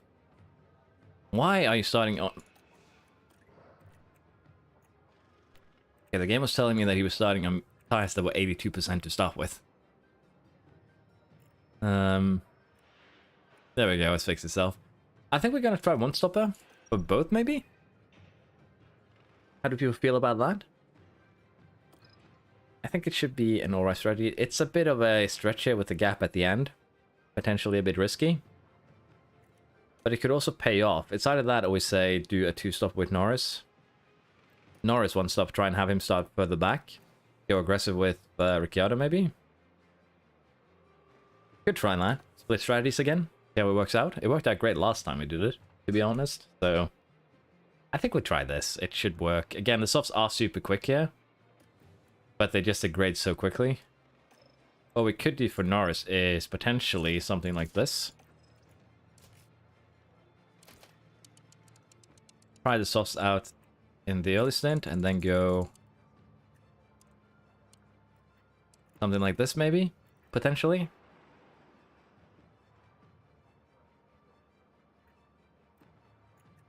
Yeah, I think we'll give Norris the one stop. He does have the better potential for it. I believe he has the highest smoothness out of our two drivers. Do something like this, maybe? And then we'll just have to run a little bit more passive towards the end. Yeah, I'm thinking the same thing. I think we split the strategies, and that way we can try and see which one works. The drivers have now taken. Excuse me again. Ready for the Australian Grand Prix. I need to get a mute button for when I do those uncontrollable coughs. And it's lights out, and away we go. Got to set overtake, which is a shame. Now, we're starting 10th in terms of other drivers here. Everyone is on the medium, except for a couple of others. Ricciardo losing position sadly at the beginning. Can maybe get them here at the turn 1. To get one back at least. Let's get back in the rhythm now. 3 hard runners to start with. We'll have to see how that plays out for them. But, not the greatest start, but not the worst either. We should be able to come back from this. McLaren are flying now. Yeah, I think Norris can make the one-stop work here, so we're going to gamble on it. I might have done it the wrong way around, though. I should have probably started him on the hards. That's on me.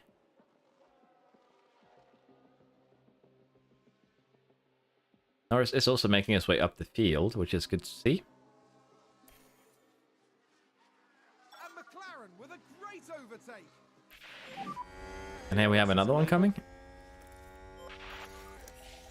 Gonna have to do a bit of harvesting.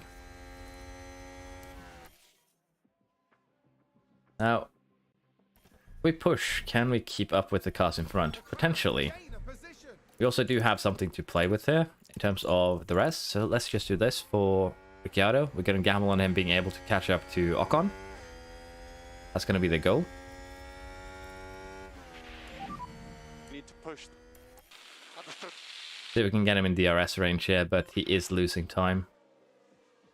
That is probably not going to happen. Yeah, it doesn't seem viable. Let's go back to balance. Standard. Gonna harvest a bit here. I think there's been a lock-up.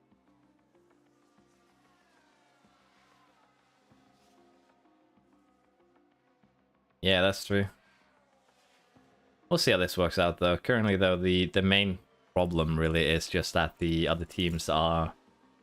Well, the top 10 is running away from us, really. Top 9, really. Because we don't have the speed to keep up with them without DRS. And I don't think, no matter how hard we undercut, we'll be able to do that. If we managed to latch onto Ocon and didn't have that bad start, we'd look... I think we'd look a lot better. Because even if I push now, it's just... it would just be throwing away the race for no good reason, really, sadly. Science is also back, yes, somehow. Oh, and Ferrari just gained a place. And we could potentially try and be cheeky here and allow Sainz to pull us along. But I think he's just too quick for us to actually make that viable. We'll have to see if the others can do that, and then we can just latch on, if you will. We might stretch this purely if Sainz is, again, going to be able to drag us up to the cars in front. If he can, then we'll delay the pit.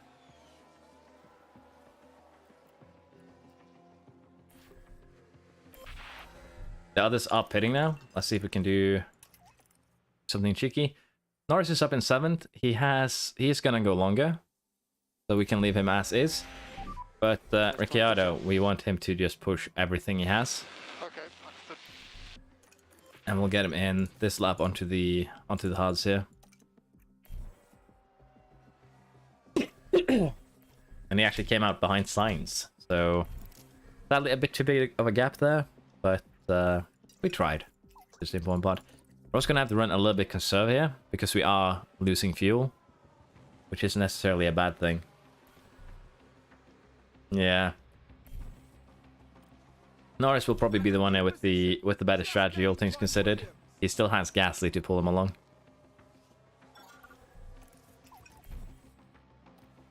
Ricciardo is actually stuck behind Albon right now. I say as he overtakes him. We have a bit more to give here for Norris, so we could go aggressive. But for now, I think we're okay.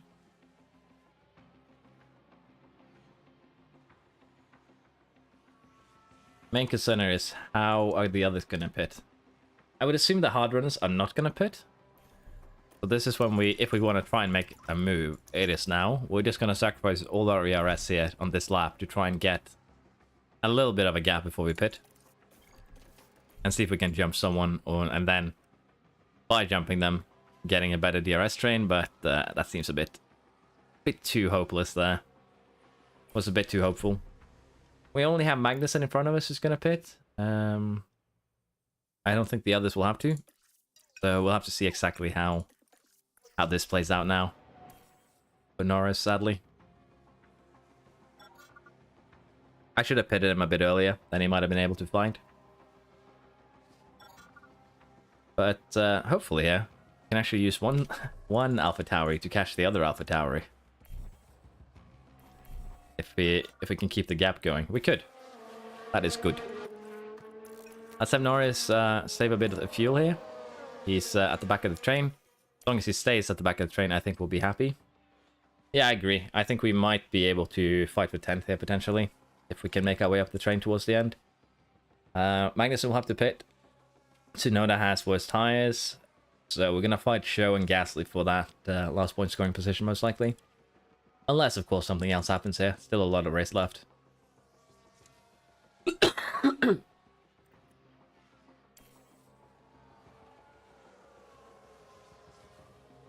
We are kind of getting left behind at times, so as you can see, we do have less pace than the AlphaTauris, but they're the ones that are currently pulling us along, so...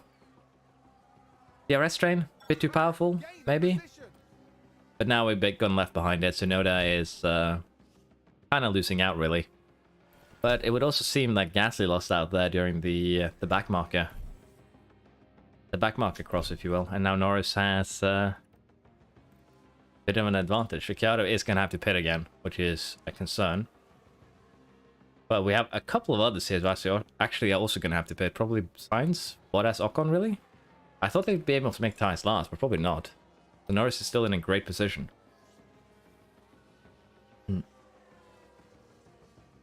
Alpha Tower regained a place. We have gotten left behind by Gasly now, but Ricciardo is now up to 9th, and Norris is potentially, with the help of... I couldn't make it work. I was hoping Ricciardo could hold up Sainz enough for the DRS train. We are still running him on... Conserve. That explains a few things. That's me being dumb. I'm sorry. I put it on and forgot to take it off, but the second I do, he's moving upwards. But yeah, I still think we can make something out of it. Ricciardo probably going to struggle to do. We should actually pitted him ages ago. So let's go full attack here, full push. And I guess we're going to delay the pit stop by 1 lap and just see if we can use him to push upwards to... No, it doesn't really work, sadly. We're just going to have to get him in here. So yeah, that's might have actually ruined Norris' race here by having him run conserve for so long. He will not be able to even burn up all that fuel. But on the plus side now, we have plenty to fight with. Oh. Block up with damage the second you pit. Minor damage. I think we'll try and leave him out. Let's see how he does in terms of lap times. Let's take a closer look. Now look at this. Daniel Ricciardo involved. And that's an off. And a big off. A slight touch there. Did you harm your tires? Oh, you're still on. Well, we can run you aggressive to the end. I'm really just getting completely sideswiped here. Life is good. We're going to have to go conserve there probably for the end, because we use a little bit more than we gain. And in terms of lap times, we're losing out here, but it's 7 laps to go. Even if he loses 3 seconds a lap, hitting him would take longer, if not as long, and he would be out of the points anyways. So we're just going to allow him to run like that, and we'll be focusing on Norris here. Let's see if we can make a move on the cars in front, which what us now has put us into contention for 8th if we maybe are able to play our cards correctly here, but it's going to be difficult for sure. We could use some overtake here, try and get ourselves up a bit, and that worked. So let's see now if we can fight for this 1 point. At the start of the first season, Ferrari is the best team by far, so I'd say they're overpowered, yeah, if you play them correctly. And by playing them correctly, you just need to play them as you would any other team, really. There's not much more to it than that. Now, we're actually not on the last lap yet, so we probably want to wait a little bit. But we are kind of falling behind, as you see from Gasly. We have the same tires, though, so it's purely car. That extra kilogram of fuel is also slowing us down a bit, sadly. Did actually make it work, though, so... this has to be final lap. Let's go full on aggressive at least. Let's see if we can maintain this now and get a point. Yeah, we're on a final lap. In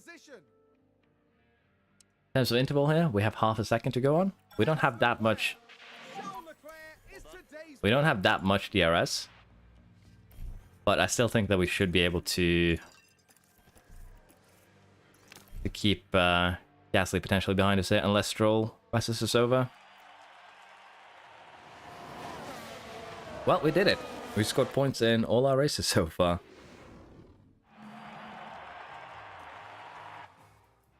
Ferrari 1-4, Red Bull 2-3, Mercedes 5-6. That's more like what we're used to seeing. Alpine 7th and 9th, and Bottas 8th here. Kind of what you expect. But yeah, as you were asking, Thomas. Yeah, one stop works really well here, especially when you're underdog. Ferrari is the best team at the start of the game. Red Bull isn't that far behind, and Mercedes is a little bit further behind. So with that in mind, if you want to have an easy game, well, easy-ish game while learning the ropes, Ferrari isn't a bad choice. If you want a little bit more of a challenge while learning the ropes, I'd say Ferrari, Red Bull or Mercedes. But in general, the strategy for any team is basically the same in terms of team development. There's a clear path right now on what is the most efficient. So that is basically how it works.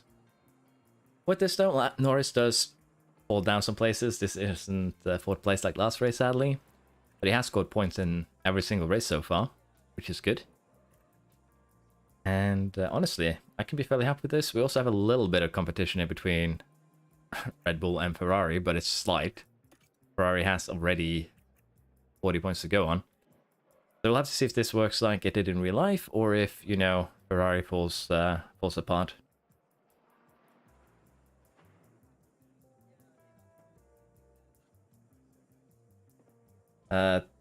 Basically, yeah, that is how you do it. There's when you start a new game, there is two things that you want to do. I forgot about Piastri. Why did I forget about Piastri? For sure, you have a rival now in the Championship of Forgetfulness. The way the facilities work is fairly simple. Your design center is your most important facility, because having more design projects is how you improve your car. So getting this to maximum should be your #1 priority. Your second priority, long term that is of course the car parts development. I can't really have a look at it now, but you want to focus on your underfloor, your front wing, and your rear wing. They just give you so much more stats compared to everything else that it's not really worth to focus on anything else. I'd say in terms of average expertise, you want to have your underfloor probably 5 to 10% above your front wing, or your front wing and your rear wing, really. So if this is 70% average, you'd have your front wing at 65, 60, and then the other piece is 10 to 15% behind that again. So 50% average on your chassis, your suspension, and your not your underfloor, sorry, your side pods. Because 1% gain in underfloor is just worth so much more than anything else. So if you focus those three pieces, you can usually do pretty well. We have our first regulation boat here incoming. Finished my Aston Martin series. I hope you enjoyed. We're going to continue that one. After the stream, I'll be releasing the no races part of the Aston Martin series. So if you enjoyed that part, that one, you will have that one as well. I don't know why I'm stumbling over my words so hard, but I'm very glad to hear that you enjoyed.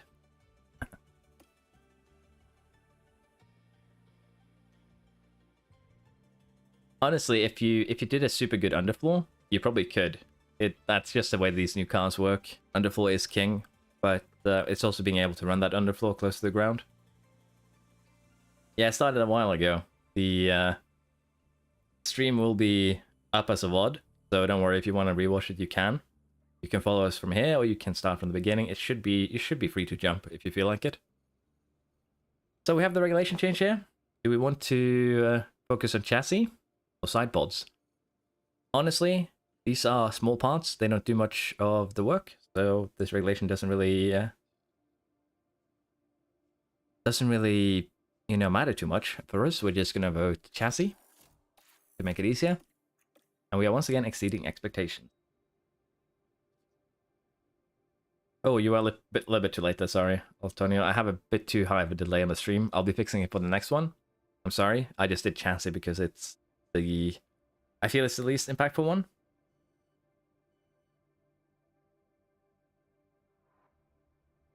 Yeah, you are correct there on how expertise gain for low, medium, and high speed cornering works. That is actually good to let people know. We have damaged the front wing. Have we actually lost 3 front wings? It would not start with 6.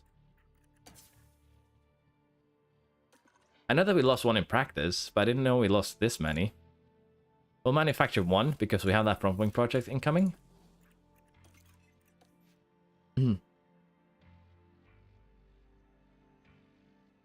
Honestly, I don't know. I think I might stream for a bit if I honestly don't know. I was planning to stream for just a couple of hours when I fired this up. We are at that mark, but probably another hour maybe. And then I'm gonna have to go to bed, get food, go to bed, get ready for something tomorrow morning, sadly. Yeah. I would agree with that, chassis being the least impactful. Chassis is nice for speed, but your top speed doesn't really matter because your DRS is really what's important. Thank you for reminding me. I'll scout Lawson for you. I remember I said I would. Then I forgot. So thank you very much for that reminder. We'll do it detailed. We'll have it in 30 days. But yeah, I'm thinking I'll be streaming for around another hour. Then I'll check that video out. If you want to or don't have time, I can upload it now. But I would like to avoid doing that in the middle of a stream. Oh, sorry, not upload it. Make it public, so to speak. Research has now been unlocked with the technical changes for the side pods. So you got what you asked for, Antonio.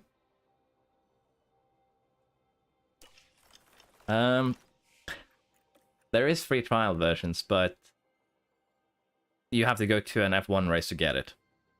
Basically, they let you play the game there. Other than that, I don't think there's any, sadly. But it is on Steam, so if you have the money, you could play for a couple of hours and then refund it if it's critical, just to test it out. But that would, you know, rely on you being able to buy it to begin with. I don't think there's any trial versions to be, sadly. I know how it is to not have money. It sucks a lot. So hopefully it'll be on sale soon. It's been out for a little bit over a month, so I would expect it to go on sale fairly soon. I will be disregarding cooling in the early game. It seems like it has been changed from how it worked earlier in 1.8 and 1.9, and that it actually has more impact now.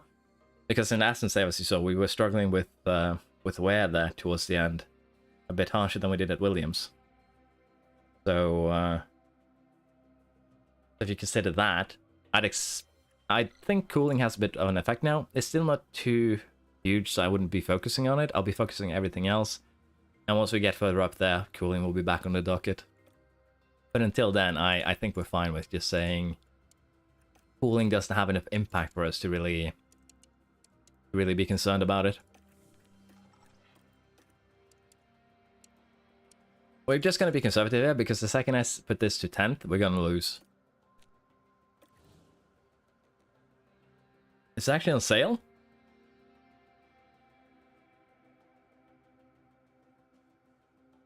Honestly, I feel like this game runs pretty good. I know I have a friend who plays on laptop and he doesn't complain, but I don't know how good his laptop is. But then again, that's a thing that's good with Steam.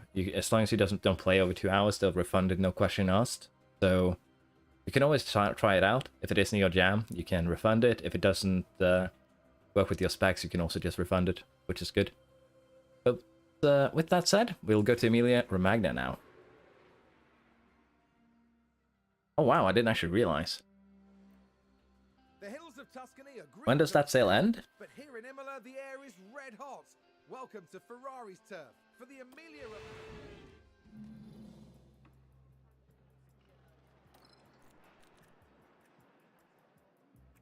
See here, what do we need for Emilia Romagna? 6.5. Need. I don't think we actually moved this. So 50 and 05. That should do it. And eeny, meeny, miny, mo. Okay, bite. So Norris lost out. Piastri goes in his car today. Honestly, though, we should actually do it like this, just due to growth potential. Sorry, Ricciardo. Norris has a bit more than you there, and that is why he, why you get a guest in your car today, if you will. Should be okay.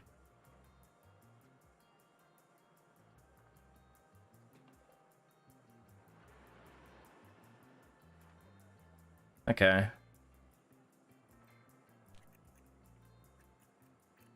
I think this engine is good for one more race, and then we'll put it into practice engine only.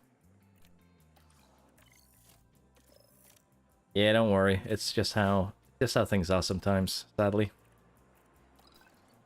1993. Decent start for the practice here. We're actually going to have wet practice now. Or next practice, sorry. Let's see here. If we do this, maybe?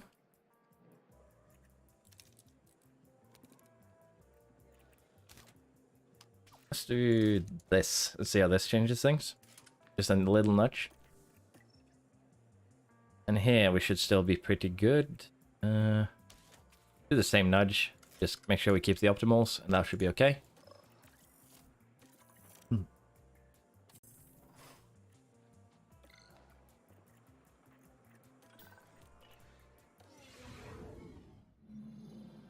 Our race. There we go. We should be having some wet practice here. Now, I hate the wets, basically, because the way the weather center works right now is that it tells you you have a 60% chance of getting it right, but it seems to be per node. So if a node is wrong, and it says, and it expects it to be super wet the entire race, if the first node is wrong, you're going to get everything wrong as well. And to some degree, it seems like the AI is using the same shitty weather center.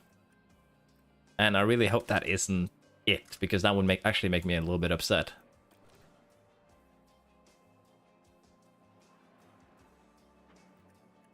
Are you talking Xbox Game Pass? It's actually a good shout. I don't know if it's out there. Did you check?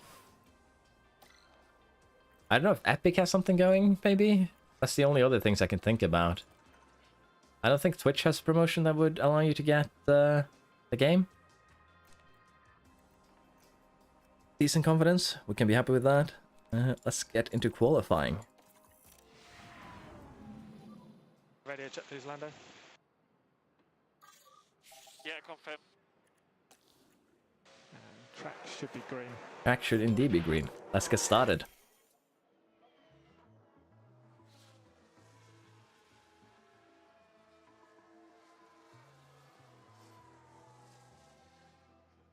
Yeah, the weather is a bit tricky to deal with at times here. Yeah, I know a lot of games are on the Game Pass, so it's not a bad place to check, really. An okay start to qualifying. We're only a 10th and 2/10 off the Alpine. Half a second behind the Merc. A bit more behind the Ferrari, which is understandable. Have a nice day, really.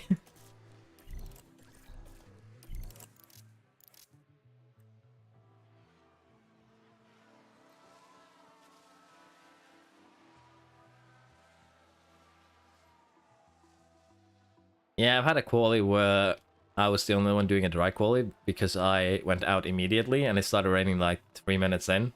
We just barely managed to get a dry lap in before it started raining, and none of the other teams did. I think that is the biggest first to last quali differential I've ever had. But it's a bit awkward, a bit weird. Weather is hard in this game, I think. I don't think they put as much work into it as they should have. But then again, I think it was also forced by when you're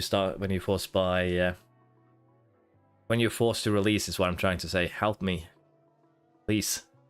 When you're forced to release your game at a certain time with these types of contracts, it's just hard to plan. You don't know what you'll get done, and but then again, I do look very favorably on this potential of this game series, and it's mostly due to they have a very good framework here. If they can change things up a little bit, fix what's missing in the next iteration, it can be really, really good. And I'm willing to give them the benefit of the doubt until the next edition, really.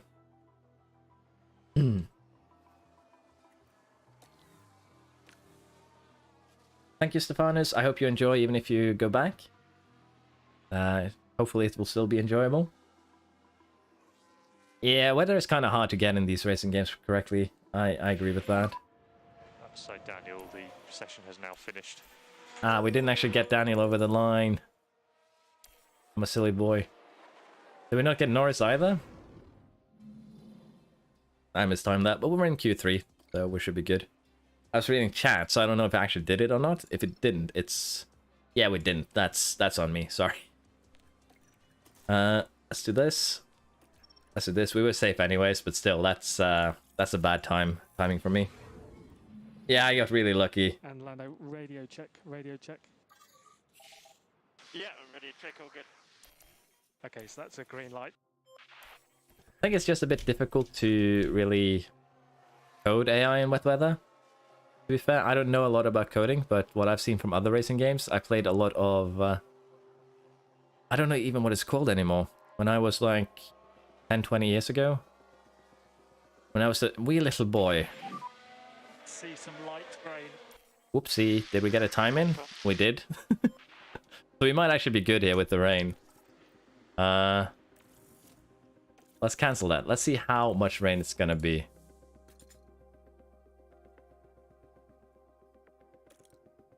Okay, so max intermediates, according to that, the forecast. I am a little bit too focused on chat and it might backfire on me. I'm sorry. You guys were asking for rain and more random weather, and we have 2 minutes in there and now we have rain. We just barely managed to get a soft run in, which will help us out a lot, really. And it's getting closer to wets. Is it gonna go wets?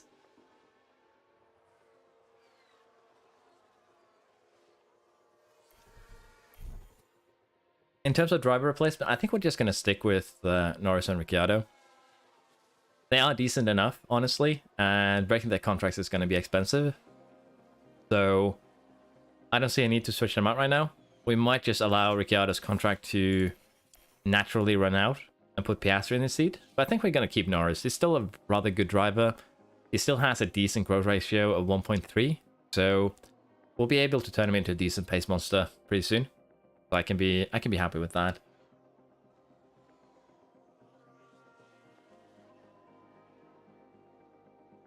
Honestly, I'm a big fan of racing talent in these sorts of games. I played a lot of Football Manager 2 when I was a bit younger, and the main purpose of those games was really just to find talented new gens and race them. So I would love to do that in this game too.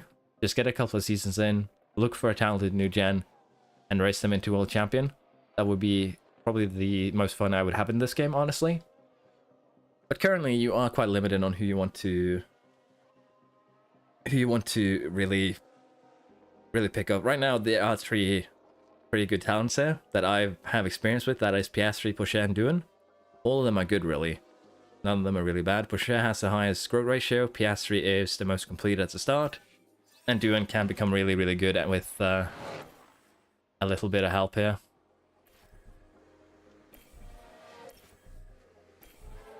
Sad that this wasn't Q3 though. Imagine second row lockout by McLaren's. That would have been amazing. Yeah, I don't think weather has too much of an effect in Football Manager 2. The only thing, if it has any effect there, it's basically just, oh, you have a bit more higher chance of slipping and making mistakes.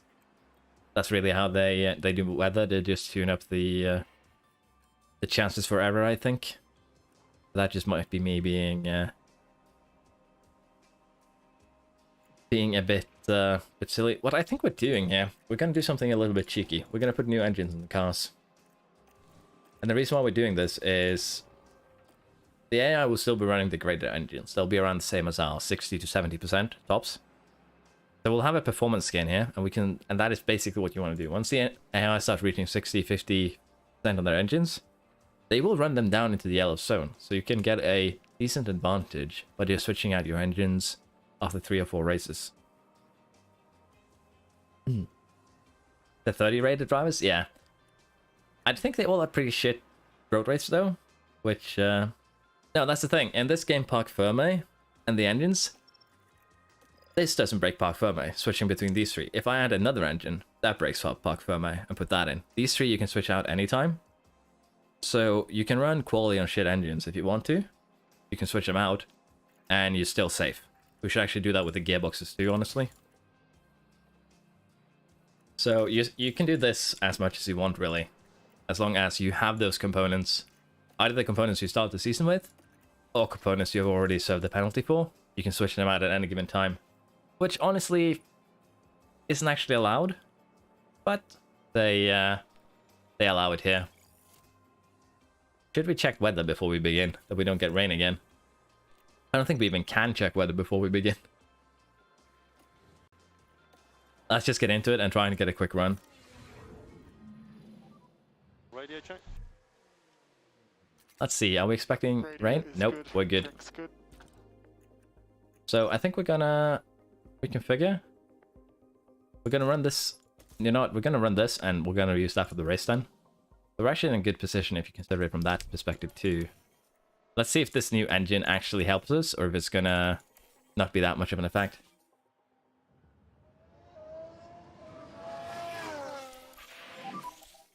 Rain Range is past now. has stopped, yeah, I know. Understood. No, they're a bit more lenient on the park firmer rules here.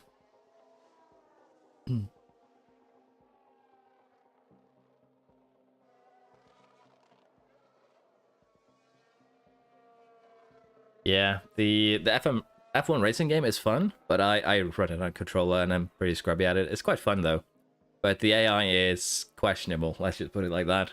The AI is questionable in most racing games.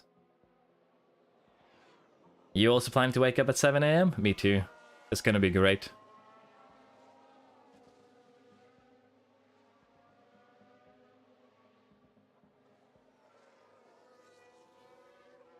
I haven't played too much F1 Manager lately. I think 20 was the last one I played a lot. I played 22 a bit because it was free on both Twitch at one point, but also on the Epic Store. So I played a little bit, but it just feels like more of the same, really. And that's not a bad thing per se, but it's not too good. Also, have it hard, yeah. They need to do that every race, basically. Which is funny, because some guy got absolutely reamed because he complained to the Aussies about the race start times. We're just gonna play it safe and release them a bit earlier.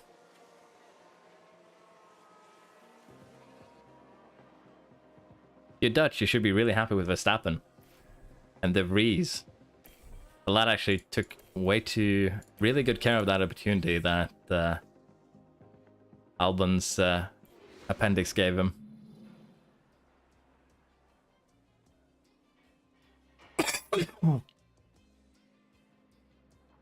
Favorite team? I like Alonso a lot as a driver, but he does have his own shenanigans. I do support Bottas quite a bit, because he's Finnish. So, I don't know, favorite? I do like Perez. I like Perez a lot. He made a lot out of the chance he got a Red Bull. He's been really amazing in street races this year.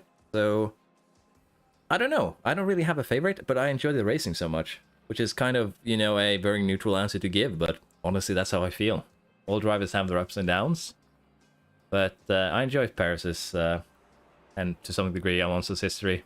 So I'm partial to those two, and I'm also partial to Bottas, because he made something out of the struggle that he really had in Mercedes. Gasly going to Alpine? Didn't Gasly and Yuki say something about them being together forever or something?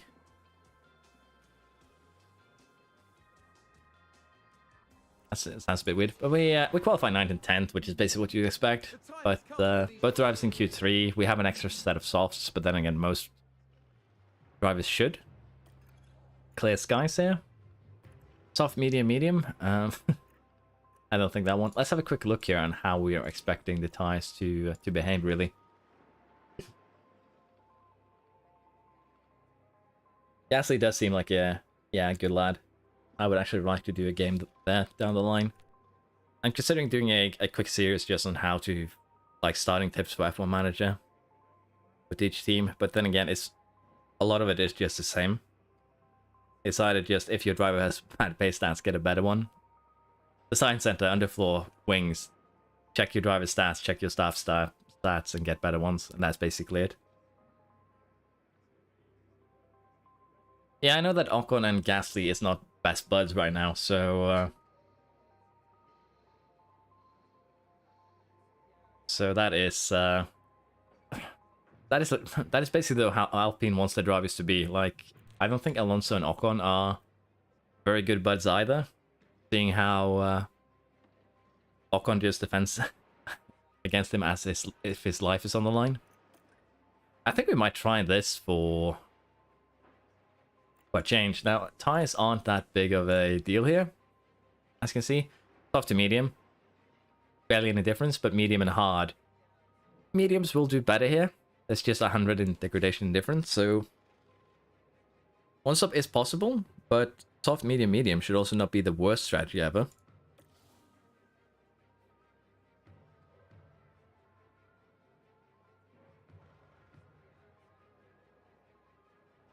Did you not steal Tonde? Dude is a monster. Okay, that's fair. That's actually Cloud stealing Rebel stuff as Alpha Tauri. I think we're going to do that. We're going to do this for probably both drivers. One stop is viable, but it's also potentially difficult. The reason why the estimated race time is off here is because the hearts are just incorrectly scaled right now. Okay, that makes sense. So the game believes the hearts to be way quicker than they actually are, which is why this is supposedly 4 minutes slower. Hard to soft, one stop. That could work, honestly. I guess we'll keep doing the 2 stoppers with Ricciardo to experiment, and we'll do the 1 stop with Norris here, see if he can pull this off.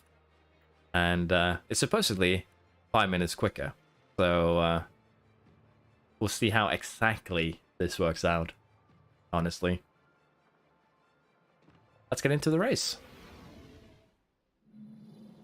I hope I'm not tempting fate here, but there are quite a few clouds overhead as we look at It's easy to be ahead of your teammate, yeah, when your teammate isn't racing due to excellent reliability. It's lights out, and away we go. I just forgot to do this, is all. I get so distracted by chat. I can't be streaming. It doesn't work. Overtake button available. I make so many mistakes when I do. But it's fun though. It's a lot of fun to talk with you guys. I appreciate it a lot. And I think we're gonna keep just having this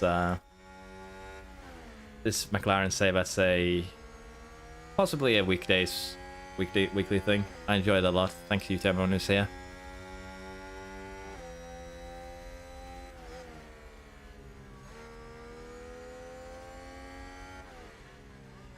I was honestly thinking of doing another Williams challenge, but I keep Latifi and switch out Albon with Mick and see how that works out. It would be an interesting one. We are maintaining position so far, which is okay. Honestly, Norris being ahead of Ricciardo is actually troublesome, so I'm going to have Norris go back to neutral. I'm not going to force Ricciardo to let him by. But this should be enough that he just does it naturally, if you will. And we'll have Ricciardo be the attack dog here for Norris and pull him along. You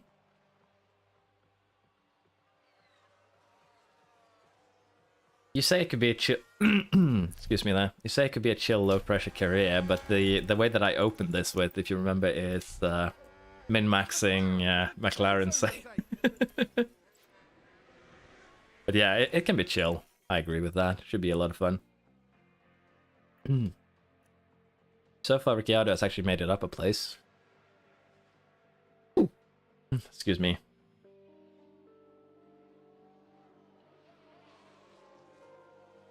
Let's speed it up to 8. Could have Norris do a little bit of attacking here, but I think we're fine for now. We need to just make these tires last, and for that, he's actually in a good position. We can keep on. As long as we can hang on here, we're actually really, really happy. Norris is falling a bit behind though, so if we need, we might need to burn some tire.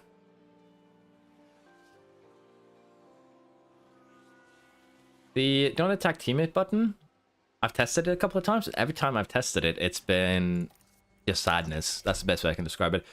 It's as if you turn your teammate into a backmarker. They will slow down, they will go off to the side. I haven't actually tested 1.8 and 1.9 here, so it might be better. But they'll just go off to the side and let more than one car past. Hold up does seem to work, but I just prefer to do it manually by putting him into... what's it called? Into defense deployment. That works too. I think it's... I don't remember what his name is. Enzo something, I think? He's 33 overall. I tested him for to see if driver stats had an effect, and that video is still cooking because I completely forgot about it. I got distracted with other things. But driver stats do actually have a huge impact on the game. Like the Williams car that I had in Season 4, Season 5 at its fastest with a 30 rated guy, he could not make it into Q2. He would bomb out in Q3, so Q1 every time. Compared to, if you compared him to Piastri, then Piastri would win qualifying in marks that Piastri would win qualifying with 2-3 seconds to second place, and the 30 rated guy would barely make it into it wouldn't even make it into. It would bomb out second to last or last.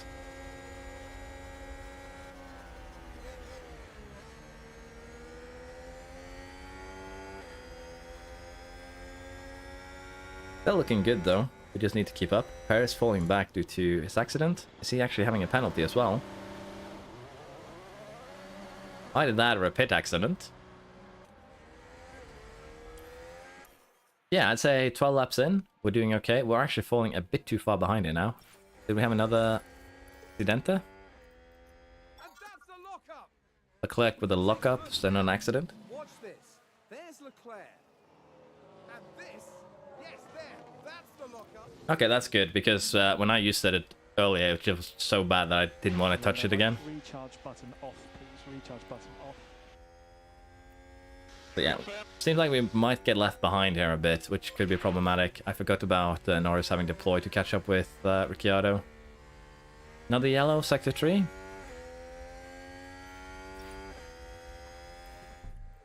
I see the bot has returned. Give me a second.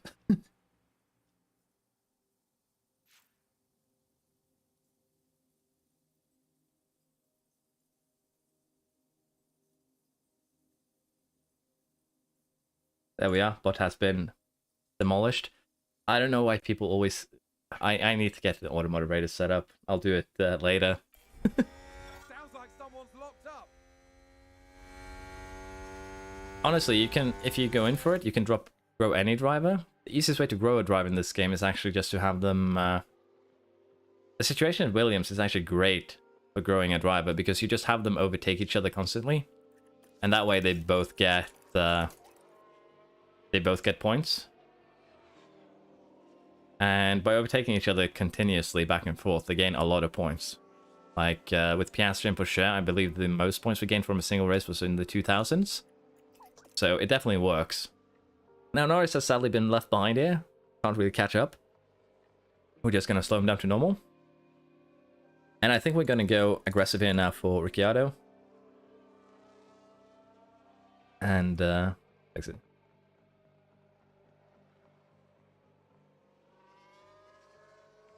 Well, your drivers will crash a lot anyways, so I'd still say it's worth it, honestly. You just get so much. In some races, as I said, you can get a development point each for young drivers. So it's definitely worth it just for that.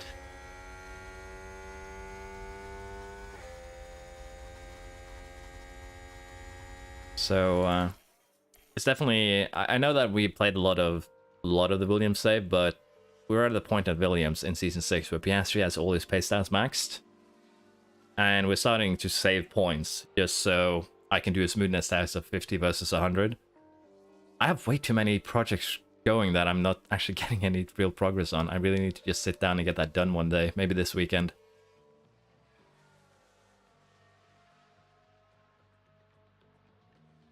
Yeah, it should just be important, like dependent on... I feel development points should be more dependent on your car versus what you expect it to finish as well. Like how you do with overtakes, defense and stuff, that should matter. But if I give you a Williams that's expected to finish last and you reliably bring it up into the, you know, into a potential points position, you should be able to, you should get more rewarded more for it, really. That's what I'm feeling. I am a silly goose.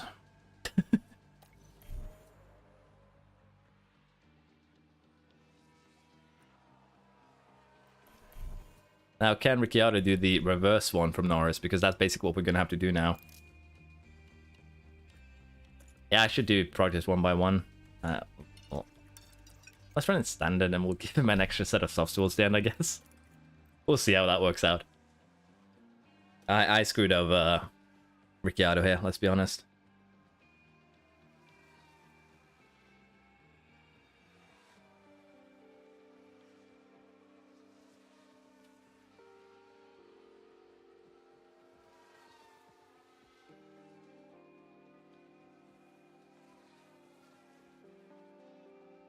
Norris, can you... Oh, we're just slightly too slow. If we could latch onto Verstappen, that would have been beautiful. We do not have enough deploy here to catch up 6/10. What tires did Verstappen go on? Hards? Yeah, we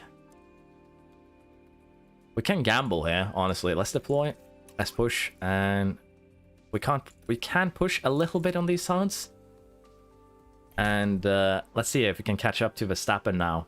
Because if we can borrow... We cannot. Abandon ship. Abandon project. I had a bit of a hope there that if we could latch onto Verstappen, we could get more out of these hards than we should be allowed to, really.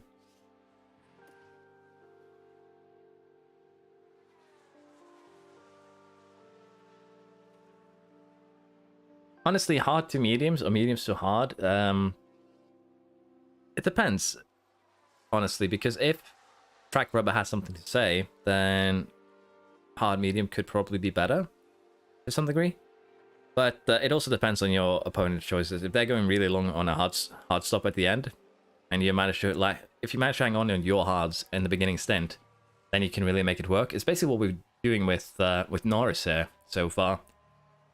He does a long start on the hard, and then goes on to soft or medium, and just retains his position. So it can really work. But it depends on the track, and it depends on your starting position, I feel.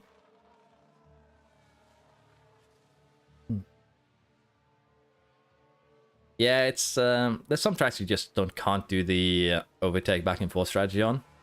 Monaco, Singapore, with them being very poor. But there's also some tracks that are really, really good for that. We have a yellow. Norris ran wide. Looks like he's still okay though, no damage. Someone's run wide. Let's see what actually happened. Replay. Watch this. We're looking at Lando Norris. And they've gone wide. Is that really going wide? It's just lightly skidding the... That's okay. I'll live with that. Yeah, it also depends a lot on tracks. Like, some tracks you can get 2,000 plus development points on, other tracks you cannot. But also the hard and medium debate. Starting a hards on tracks where it's difficult to overtake is all definitely a way to do things. But you just need to make sure you don't get... what's it called? Overcut? Undercut? There's been a lockup. I always confuse which one goes which. Undercut is you pit early to overtake pitting later. And overcut is the opposite, is it not? So far, I'd say we're still looking pretty good.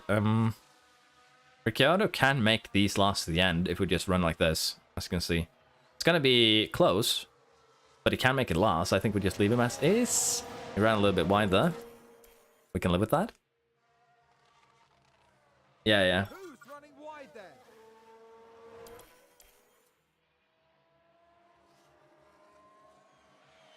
Norris is still keeping like his position against Russell, Ocon and company, so looking good. Now, we're going to have to pit, but Hamilton will have to pit, Sainz will have to pit, Ocon will have to pit, Gasly will have to pit. So we have 5 cars in front of Ricciardo that will have to pit, and he will reach all the way up to us. So for him, it would be 1, 2. It'd be potentially in the points. And we'll have to see here how we do. Now, we have been overtaken by Alonso. Tires are really starting to scream right now. So what I'm thinking is we go aggressive, we push a bit of fuel here, so we don't lose too much. And then we do this to the end of the stint.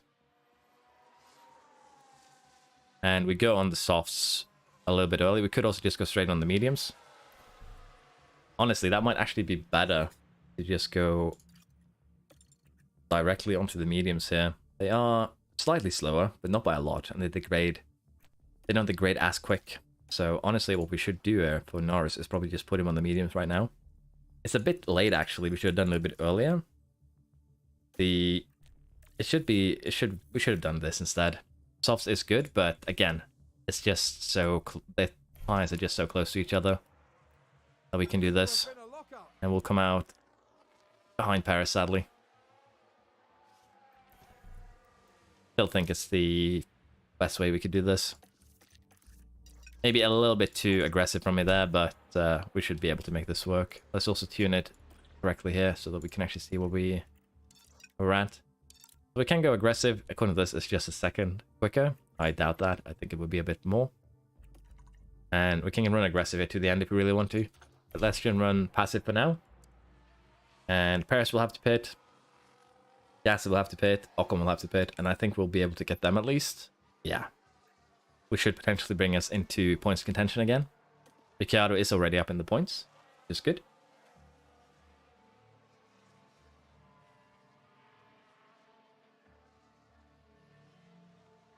Yeah. It would be interesting though, because they are changing the regulation next season so that the tires can maximum be warmed up to 50 degrees. Which could make it a bit interesting in terms of overcuts, undercuts. How much are you willing to push your not as hot tires on your outlap, basically? So it could make that a lot more interesting. And I believe especially Verstappen has some of the most insane out and in laps. So how is it going to affect him too? Could be interesting to watch for sure. I say currently, yeah, we're doing good. I think we're going to speed things up a bit, allow Ricciardo to burn a bit more of that fuel. Actually, do the same for Norris here, and hopefully I'll actually remember to slow it down. We have caught up basically with chat at this point. Norris should be able to get showway at least, and getting Hamilton though is going to be difficult. We have a safety car. This is the. We're not going to get. We're not going to get Ricciardo in, are we? How many laps have we left? Do we have left?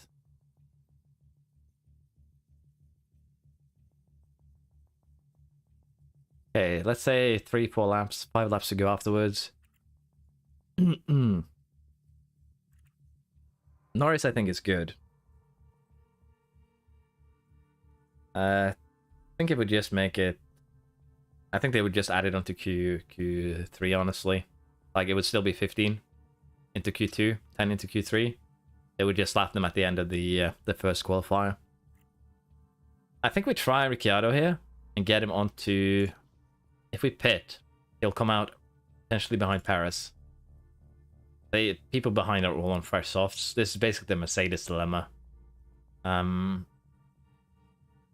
feel we do get him in on softs there. He's going to get overtaken anyways. The cars are just quicker. Let's see, 91 versus 90. Let's get him in on those 90s. That is if he can pit now. If not, we will not. Yeah, that's what I'm thinking. Ricciardo will be screwed on the restart if he can't go into the pits here. He'll probably have stopped a bit sooner. He can't. Luckily, we went past the safety car here. So we should still be viable for a pit stop. Can he push now is the big question. Let's see. Let's see if he can push everything he owns now during this. Put his way to the pits. He can't really. But we tried. Let's get him in the pits though. Should be okay. Am I seeing wrong? Should that actually be super safe? We've just had a crash on the track. Sonoda crashed out?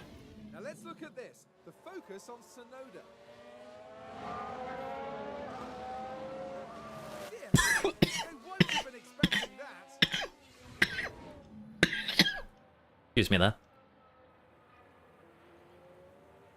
Let's see, did Ricciardo get out of the pits? Yeah, he'll actually. They're stuck behind the back marker.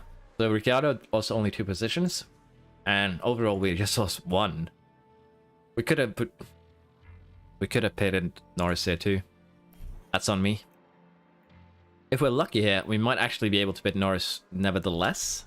Yeah, we should be able to actually. Let's get Norris in for his set of softs too. Gamble. And we don't need you to burn those softs right away. Let's go standard. Let's go balanced. I need you to catch up though, so let's go neutral on everything. Yeah, they need to add more crash animations, basically.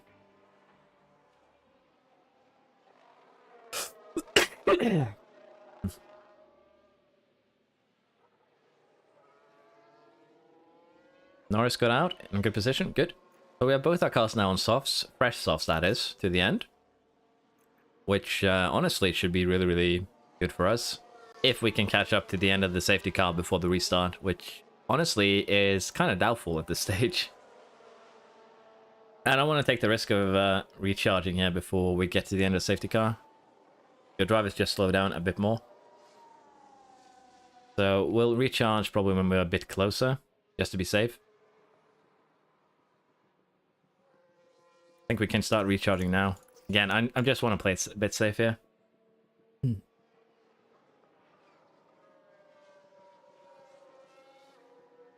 The tire regulations is next season, I believe. The thing I was talking about. But they changed a lot of regulations between seasons. 26 is the next big engine regulation, I believe. Looks like we're good though. How are we looking at tires compared to our opponents? Joe is an old hards. Hamilton old. This could actually be this could actually be nuts. We're allowed to charge a bit too. So this could be really fun. Let's go ahead and the thing is we can push these aggressively to the end of the race to try and overtake. So I'm gonna allow Norris here to basically just chill a bit. He'll be behind Ricciardo, but both of them should be able to push fuel to the end, I think. And as I said, we'll just run aggressive. We have that tire advantage where we can actually do that. So we'll try and run aggressive here. We might have a bit luck here from Ricciardo's perspective. And see how this restart now goes. Back marker, and now back marker, back marker. So the back markers kind of put us in a awkward spot here. Norris is still good though. We are catching up to show.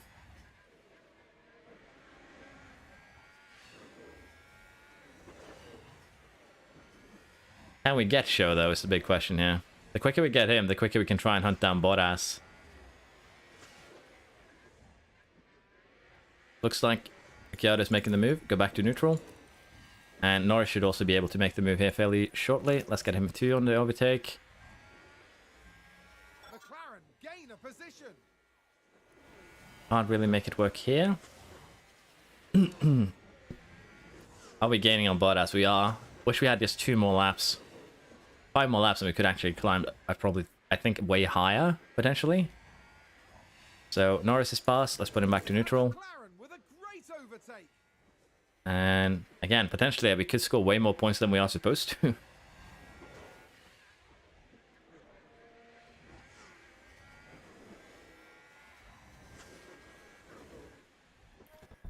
Ricciardo doesn't have the ERS though, so let's see if we can get Norris past. DRS enabled. Let's try and have him not fight teammate here. Swap positions, please. There we go. Slow down a bit too much maybe, but with this we can now have Norris try and attack while Ricciardo recharges a bit.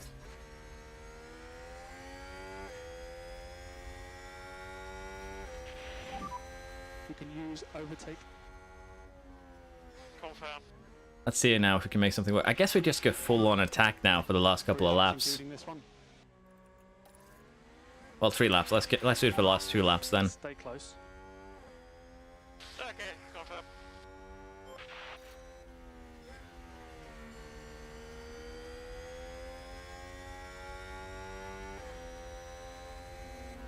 Oh, good move, Norris. Can you make it stick? Good. Ricciardo is still charging a bit. I think we're going to allow him to charge a little bit more up here to be safe.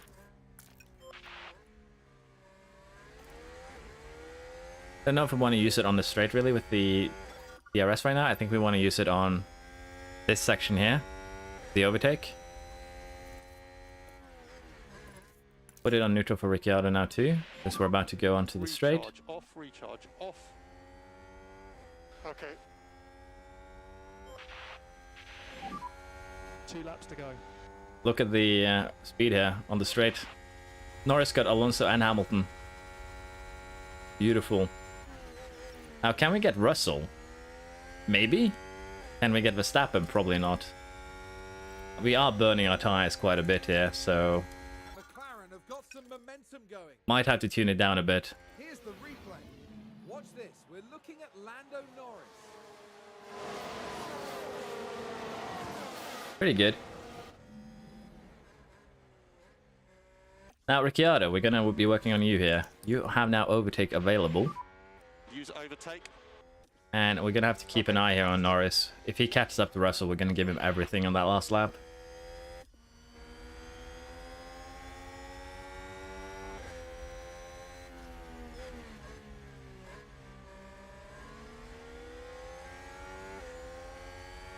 Honestly, we can go full attack from here on in. Let's try and push up. And we'll do the same for Norris here. Okay. See if we can get someone now on the main straight potentially. Guess we go neutral, and because Norris did go past without any I think Norris will actually get more positions there, all things considered. He could get he will get actually Russell here. So if he holds it, it's another 4th place. Would be amazing. Ricciardo sadly doesn't have the same pace by the looks of things. Can't get people here on the straight really. What a mate, P4. Now it's just basically just bin it home, if you will. Tune it down a little bit so it doesn't bin it into the wall to be safe. And Ricciardo here will just again have to do everything he can to try and get a couple more positions here towards the end of this race. Give him overtake for the rest of it.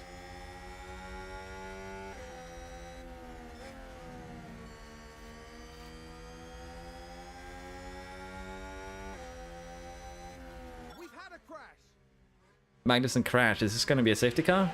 Let's take a closer look. All eyes on Kevin Magnussen here. There's the crash. That is potentially a safety car because he's stuck. But he's not out, so I guess we're good. Can you make the move, Ricciardo? Can you get Alonso here? Can, but now he's out of ERS for the main straight. Can Alonso come back is going to be the big question. Norris is safe. If we had a couple more laps here, it could probably hunt down Verstappen too, potentially. Good job, good job. 8/10 quicker a lap when we were pushing, so yeah, could actually have hunted down Verstappen potentially. This is still a really good result, honestly. It's a checkered flag. You can keep pushing if you want to. Yeah, I think it was a pretty good race. I agree, Norris. Great job, mate. Sorry, I was ignoring chat there a little bit. I was focused a bit too much on the game. Talking about Spiker, Virgin and Lotus as well. That's the checkered flag, Daniel. We did well. Cheers. Well done.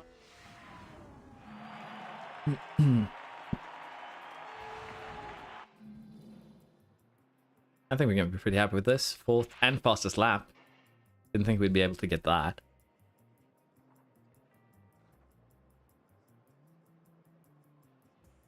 Ricciardo 7th, Norris 5th, Ferrari 1-2. Verstappen 3rd, Perez is down into 12th. It's sad for them.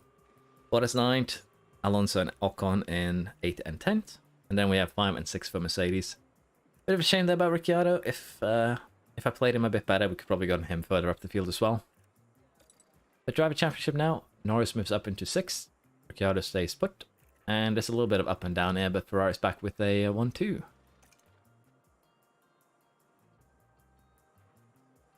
We are now up into 4th, and I'd say things are going really well. I wouldn't expect us to have 40 points after 4 races. But Ferrari is taking a bit of a commanding lead here, so that's going to make our job a bit difficult.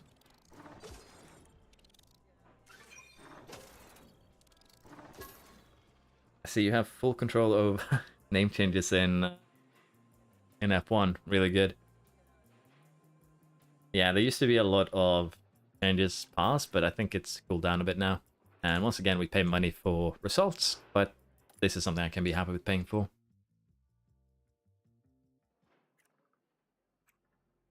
Let's see. Get a point here for reactions for Norris. Once we level him up a bit too, he's going to be a monster. That's why I'm thinking we keep him, for sure.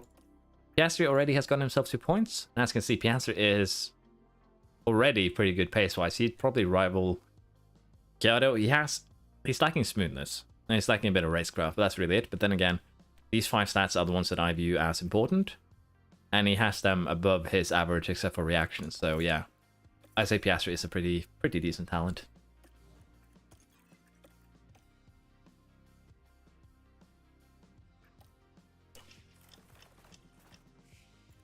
This is probably the best start I've ever had in any game so far. And there we go, we have our first upgrade, the front wing, with the ATR period starting. Car development, we're actually good on high-speed cornering though, which is, I believe, what these early races actually need, if I remember correctly. Or do I have it the other way around? ATR period, beginning. And what else am I missing here? Rest of scouting complete.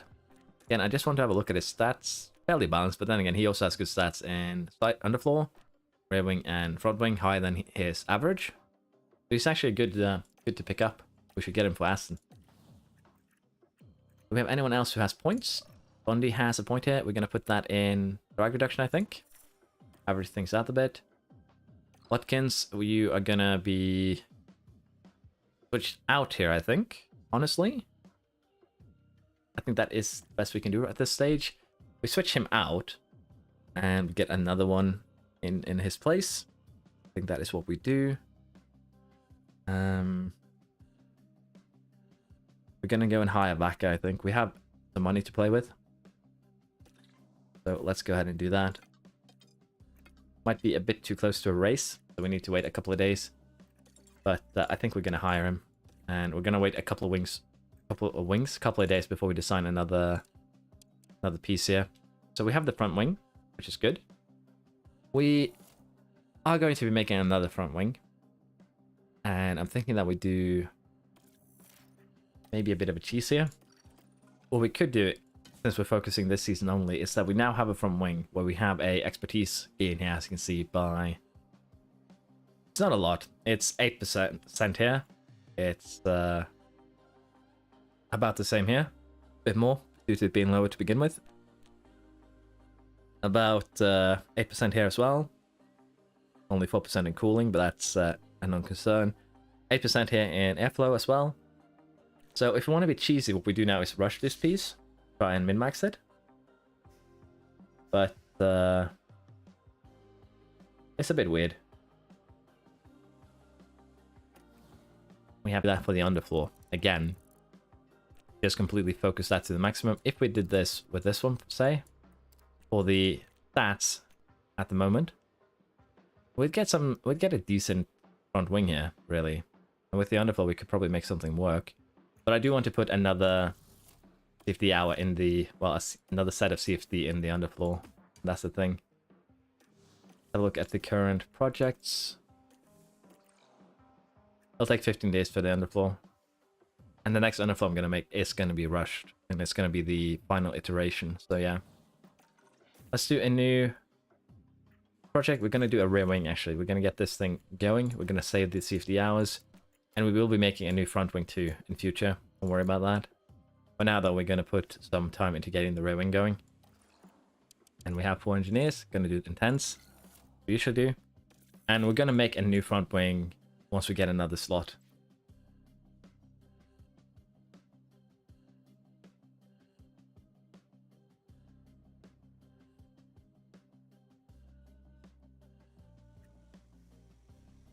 Let's see, how are we doing in the production of the car parts?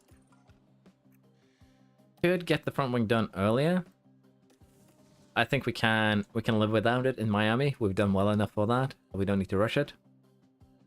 And thinking we should have picked up back earlier, but that's on me. Should be able to get both cars into Q2, but now that I've said that, we're probably going to get screwed here. Down by 1 car into Q3. 20th position. 1 car in the top 10. This is where we bomb out completely. Because I'm being a bit more hopeful. Simone the Resta.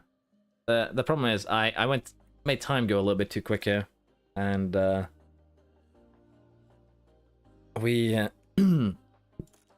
we aren't really in a position to take him because he is not interested right now. Because we're in the race weekend. So we'll have to look next race weekend instead. I should probably have upgraded you with the... Honestly, I should just put a point in rear wing for you for making a rear wing.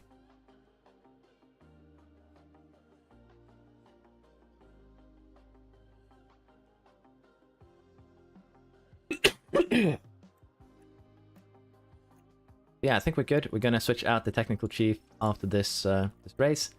We could take Resta. I think Vaca probably is a better choice here. He already has more points into the underfloor and the rear wing. So that is probably what will take him above Resta. Now, each of those points aren't super valuable, per se. They're just worth 0.05% in terms of performance. But since your performance is that high on the underfloor and rear wing versus the other stats here, I'd say we go with Vaca probably. It's probably our best option. But we are, I believe, ready now for Miami. We have our first part in production that we produce after this race. I'm not gonna emergency manufacture, although I could probably do 2 of them as emergency manufacturers. But let's go to Miami.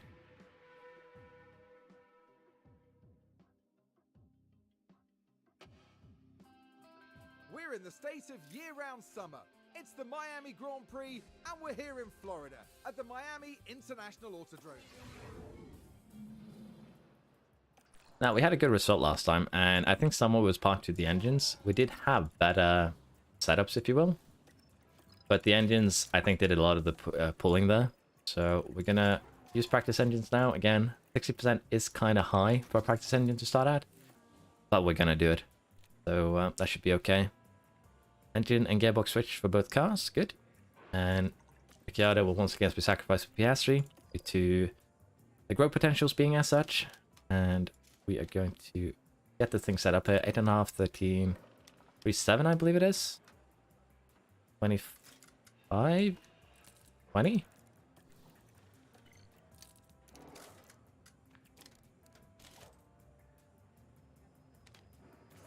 think this is correct. If it's not correct, it should be close. Simulate Prac 1.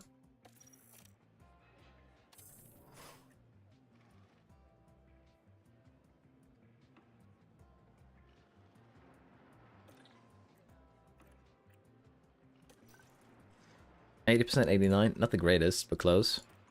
Looks like we're gonna have rain for qualifying, which could make things spicy, sure.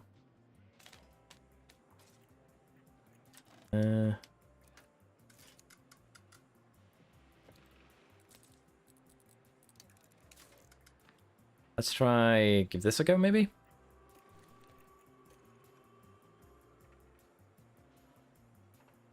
And let's have a quick look here. Let's tune that down a bit. We have a pretty good setup to begin with. We just want to tweak it slightly to get a better one.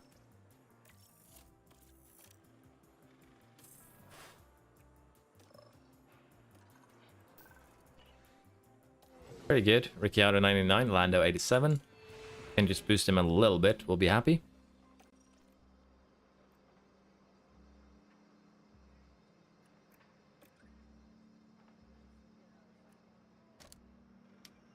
Let's see here how we want to do. Maybe that should be okay.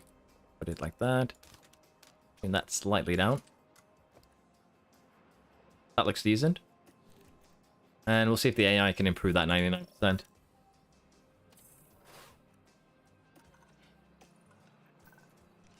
They could not. 91 on Lando is not bad though. Now we have qualifying, and judging by this, we can expect the first qualifying here to be, you know, dry. So let's see if we get a quick dry qualifying in before it starts raining. Just a radio check. Yeah, confirm. This one will be dry. Q1. Green now. That should be okay. Luckily, I believe you can go back to that 98% setup, so you should be okay with that. But yeah, sometimes the AI will just absolutely throw it down the bin. But luckily, luckily it didn't do it this time for us. Now, will we have to get past Vettel and Bottas in that corner? Yeah, we will. Ah, I forgot to switch before this quali, so we're running the old stuff. Hopefully we can make it out of Q1. That's pretty neat. That's a good start to a race weekend, getting both into 100% halfway through FP2.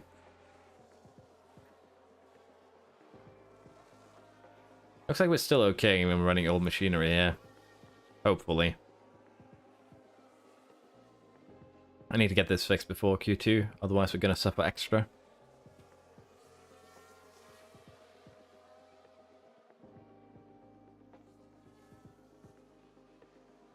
Yeah, good thing for me, otherwise I would be actually crying in the garage right now at my own stupidity. But it's probably because Park Family rules allow this flexibility that I forget it in the first place. It's a bad habit.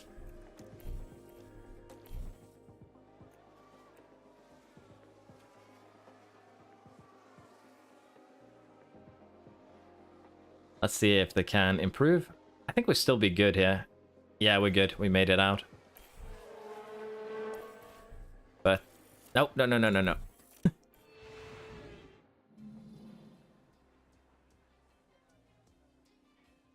Thank you for being here, Echo Shift.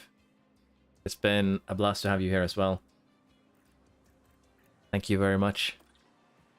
Hope to see you again soon. So let's get the car set up here before I forget again.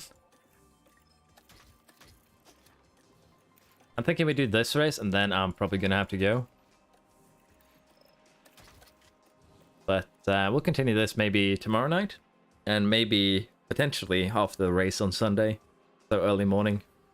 We'll have to see what we feel like. I'm thinking we do probably some more tomorrow night. Maybe a little bit early in the day. So it doesn't become so so late. And with that, we're off to second qualifying here. Is the radio okay now? Okay, radio check. See, are we expecting rain on this one? Nope, we're good. I forgot to reconfigure the tires though to the old one. So let's just do that before we send them out.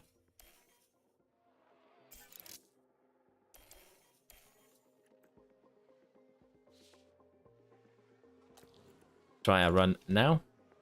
Probably not the best window to send them out in, but should be okay. Yeah, we'll finish the Mexican Miami Grand Prix, and then I think that will be enough for the first streamer. It's been great though. I really enjoy all the people chatting. It's been interesting to listen to your F1 knowledge. It's been great. And we are looking at risk here, honestly. Did I send him Norris for an extra run or something? Norris, what did you do? I thought I configured you for one run. Norris actually ran out of fuel. Okay, well, how? You did your run, you didn't come back in. Is it because I pressed cancel? It's probably because I pressed cancel, it's on me. Okay, that's a silly mistake. I don't understand personally what happened, to be honest, but I think he just didn't come into the pits. And that screwed us over. Ah, just 11th. It's a bug? Okay. Because I thought I might have randomly pressed the don't go into pits or cancel the run thing. We weren't that far off. A little less than a 10th. So we're still doing good. I could imagine it could be a bug, but it's just something we have to live with. It happens. Let's say we're still doing good. Now, fire-wise, how are we looking here? Softs 3.5 cents quicker, but they degrade super quick. I don't think that's worth it at all. Mediums and hards are quickly gonna become equal, so I think this is a medium. Maybe the good old hard to medium one stop, maybe.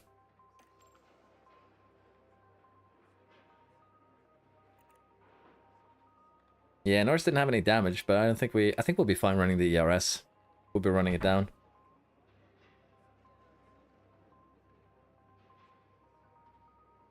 Could be that they're getting blocked on pit entry, yeah. That would actually be a reasonable assumption. So, one stop medium to hard is doable, but I would like to do it the other way around. We could also do some other cheeky stuff.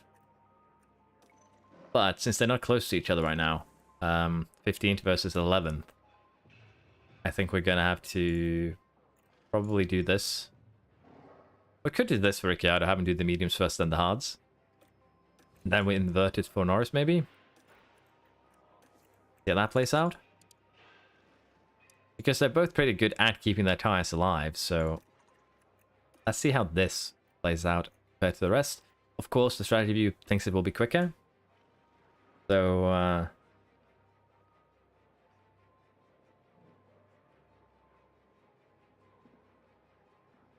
yeah, I know. We ended up 15 due to that.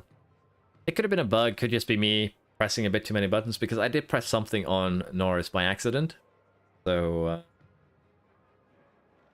it sucks a lot, but I think it should... It's just how it is sometimes. Not really much we can do about that. Both our cars have new gearboxes, new engines, basically. They're pretty fresh. They will stay fresh for the races since we now have practice ones. The RS will still be used, though, because it's still pretty high. So we'll try this. Medium to hard for Ricciardo, hard to medium for Norris. The drivers. And this is it. The Miami Grand Prix. And it's lights out and away we go. Lights out and away we go. Use overtake. Let's see how we're looking in terms of... There's actually a lot of hard runners here and medium runners. No one on the soft. Nicely done, nicely done. This could definitely be kind of an interesting one. We'll have to see if Norris can make up spots here. Already made it one. Same with Ricciardo. So it'll be interesting to see if they can actually keep on growing, yeah. Going.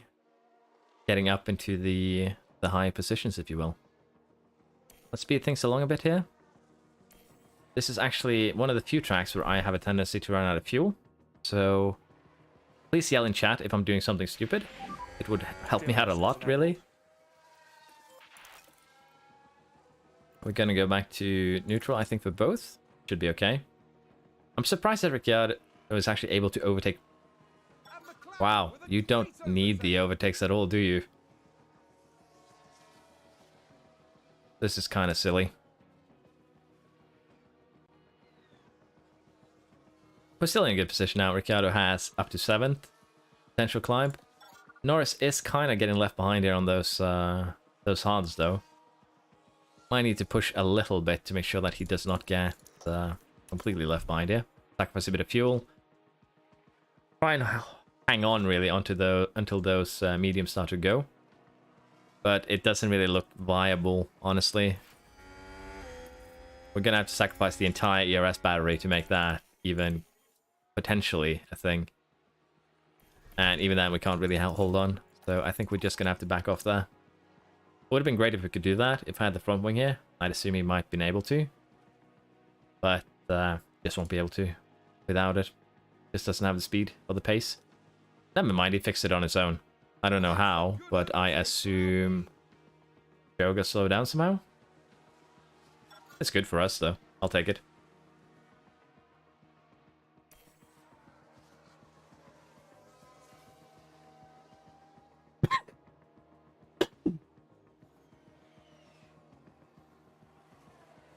As long as Norris can hold on here, he's in a good position. Ricciardo too with that one-stop strategy, so looking interesting for sure.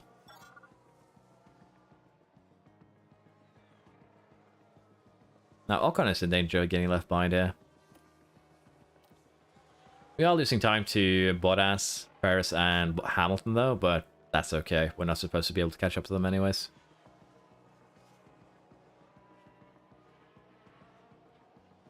Yeah, that's true. The only thing I really want Norris to do is hang on to this DRS train in front of him, because that'll allow him to do get more speed out of those hards than he's supposed to. That was really the main goal.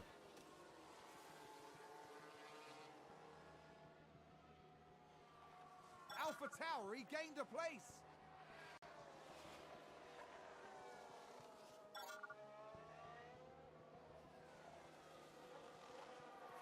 Now, of the people who are pitted, Ocon is the highest one. And we are digging a bit slower than the front runners, so that is good. We should be pitting fairly soon, though. We could go aggressive here, but I think we're just going to allow the tires to reach a natural conclusion, we might push on the in lap, but that will be it. So this next lap here will go. You can actually just go aggressive now and just run aggressive all the way into the pits here, really. And we'll be trying the some degree an overcut on some of these cars, although I don't see it working too good. Ocon got past us, but I believe he and Bottas really of the people that we can. Well, Ocon is really the only one we really can challenge. So we should be hopefully ahead of most of the other people here. We're gonna burn some fuel to try and help us along. And we did get Gasly at least. I don't know who else we can get here. Russell maybe. But still good.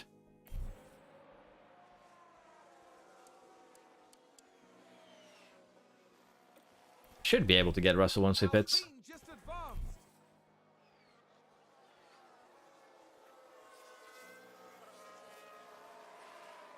Do we? Yep, get Russell. Now the big question is, how will Norris be able to handle his mediums? We are going to have to just allow things to progress here, because I don't think running these high will be... Yeah. Yeah, I agree. That's the gamble. I'm just hoping it won't be too far down the timesheet once he actually gets on that new set. So I think it should be fine now to just run aggressive, gain a little bit maybe. We'll have him in this this coming lap now.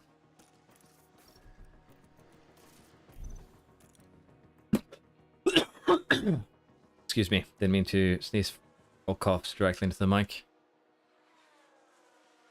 I might have been playing a bit too much Williams, so it's good that I'm getting these lessons on strategy, really.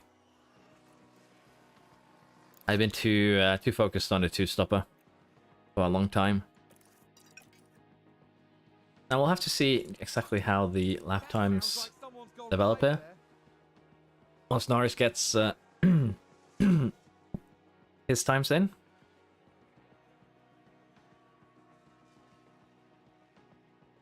About equal, but I think that will change quickly. It is a DRS train that Ricciardo is in here. And the medium runners here will have to pit, I think. There's no way that they stay out for the entire stint. So at least 2 positions should be in Ricciardo's pocket here, hopefully. And then we'll have to see what Norris can do from the back here. I think it should be doable. Should be a good one. Currently he is within pit stop window of Magnussen, so he'll jump for sure.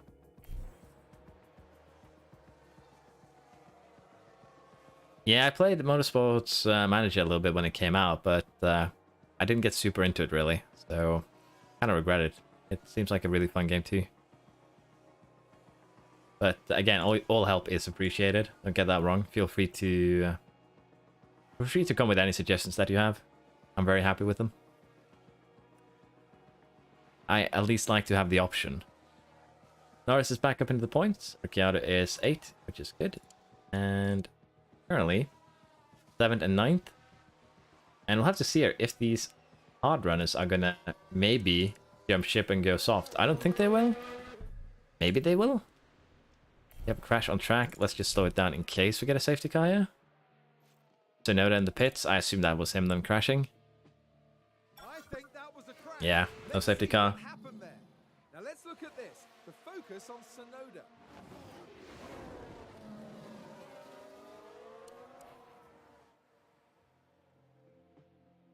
Can Norris get Gasly though?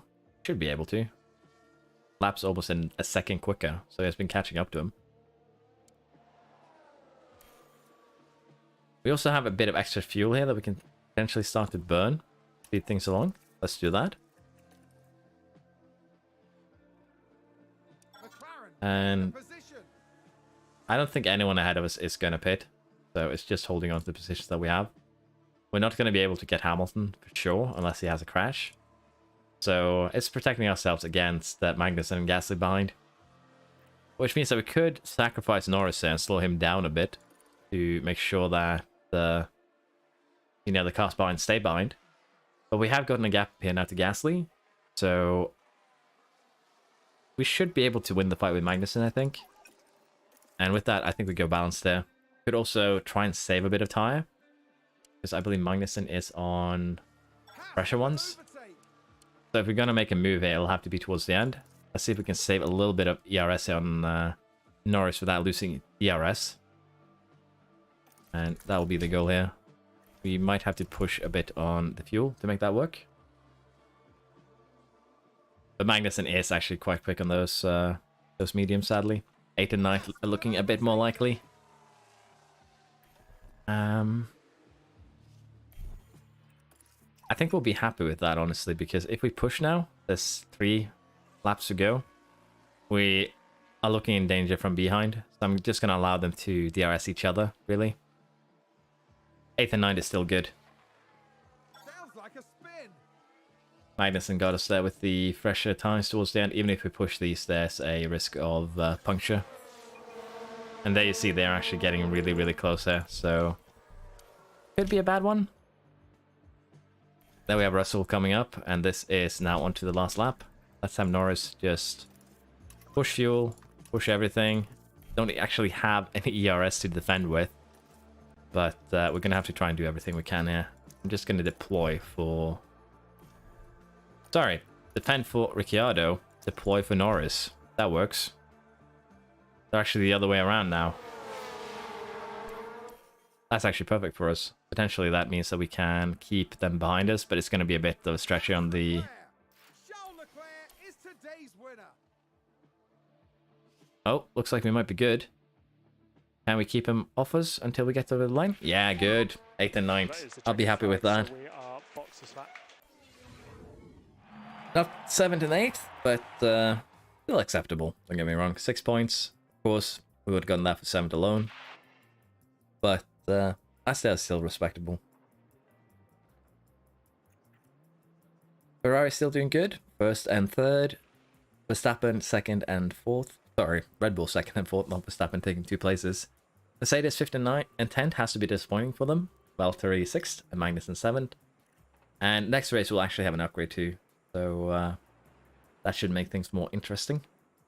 Ricciardo moves up to 10th in the Drivers' Championship. Bottas moves up 2 places. Magnussen moves up a total of 5. There's no one below him has points. And in the Constructors here, no real changes except Haas moving up. And with that, I say we had a pretty good first 5 races. We've been in the points in, I believe, every single one of them, which is something we can be happy with. As you can see, Piastri also has a rather high growth potential, which is one of the reasons you want to pick him up early. And it allows you to mold him into a really, really good driver really fast. It might actually be quicker to put him as a reserve driver, though, so keep that in mind. We did fail to reach Q3, but I'd say these 2 make up for it. Finish position in Q2, and of course the points.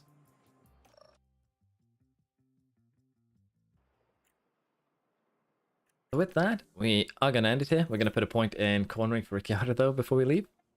I'd like to say thank you very much to everyone who has been here. It's been a lot of fun. I was originally planning to just stream for maybe an hour, maybe 2, but we ended up streaming for quite a bit longer, and I have to say I enjoyed it a lot. We do have the Liam Lawson scouting, though, in 6 days, so we're going to do that quick, because there was someone asking about that, and we were going to try and get that done, so let's quickly speed along to that.